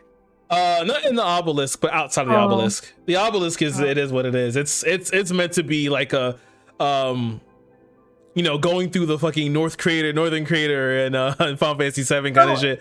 The wizard can be interested in other things like pop culture. I mean, yeah, of course. And then there's a lot of stuff in the obelisk too, which you got an inkling of now. And then the whole, just like I can't wait till everyone like starts to uncover the story behind the obelisk, and what it was and how it ties into everything else. But yeah, I guess my MVP is to terrible estimation and and anticipation, long-term booking. But yeah, if anyone has anything else to say. So are we gonna come out of this obelisk all powered up? You know how like it's 7 deadly sins, they go into the tunnel to go training, and when they come out they're all super strong and stuff. I mean, you guys the are hyperbolic time chamber. You guys are gonna get some shit. Don't worry about that. You guys are gonna get like you're not gonna leave her empty-handed. You guys are gonna get some shit for this. Kamira's gotta have some loot. Yeah. Don't worry. Everything is planned so that if you guys do live and win, even though you guys are down a person, but you guys do have 2 NPCs to make up with that. Yeah. You guys will continue to move on, and you guys will get stuff. You guys are gonna come out pretty flossed, floss with some stuff. This is you got some inkling of what this place is, and there's goodies here. Speaking of which, I have that red flask that we pulled off that Tauren we found. Give me a quick Arcana check. Yeah, identified that with my. Or identify if you have Spell. identify ritual. Yeah, I just have identify. So I Okay. could have done that when I was like on watch. Yeah, that's a potion of greater healing. Potion of greater healing. All right. Any of this loot that we'll get by the end of it, will any of it help me run for president? We'll see. We'll see. Maybe, It's maybe not. that far. It depends on. No, I did make something. But My daughter? Wait, what about your daughter? No, you did make something like my daughter. No, well, yeah, I did make something. But we'll see. We'll see if you use it that way. Go at. Use what that way? You know, I can't tell you that. So, You can, you just choose not to. I've seen a dungeon where it could be run totally pacifist. Would this be like one of the dungeons that we could? Obviously, we would need to get super creative, but like, is it possible to run this entire thing just pacifist? It's possible. It all depends on what you choose to do. Okay. It's possible. Interesting. Sounds a lot like not killing words at the end, which is. Oh no, we're I saving hope up all of our so. energy and all of our spell slots specifically to beat the shit out of him. No! Don't want to kill him. Oh, I do. Once we take out Kamir, then we can take a long rest in the cave because all the seaweed will be dead and all the crystals, so we'll be fine. But Okay, I can get his precious spell slots back. but if everyone's done, I think it's time we say goodbye. All right. Bye-bye. Bye. Roast. Sweet dreams.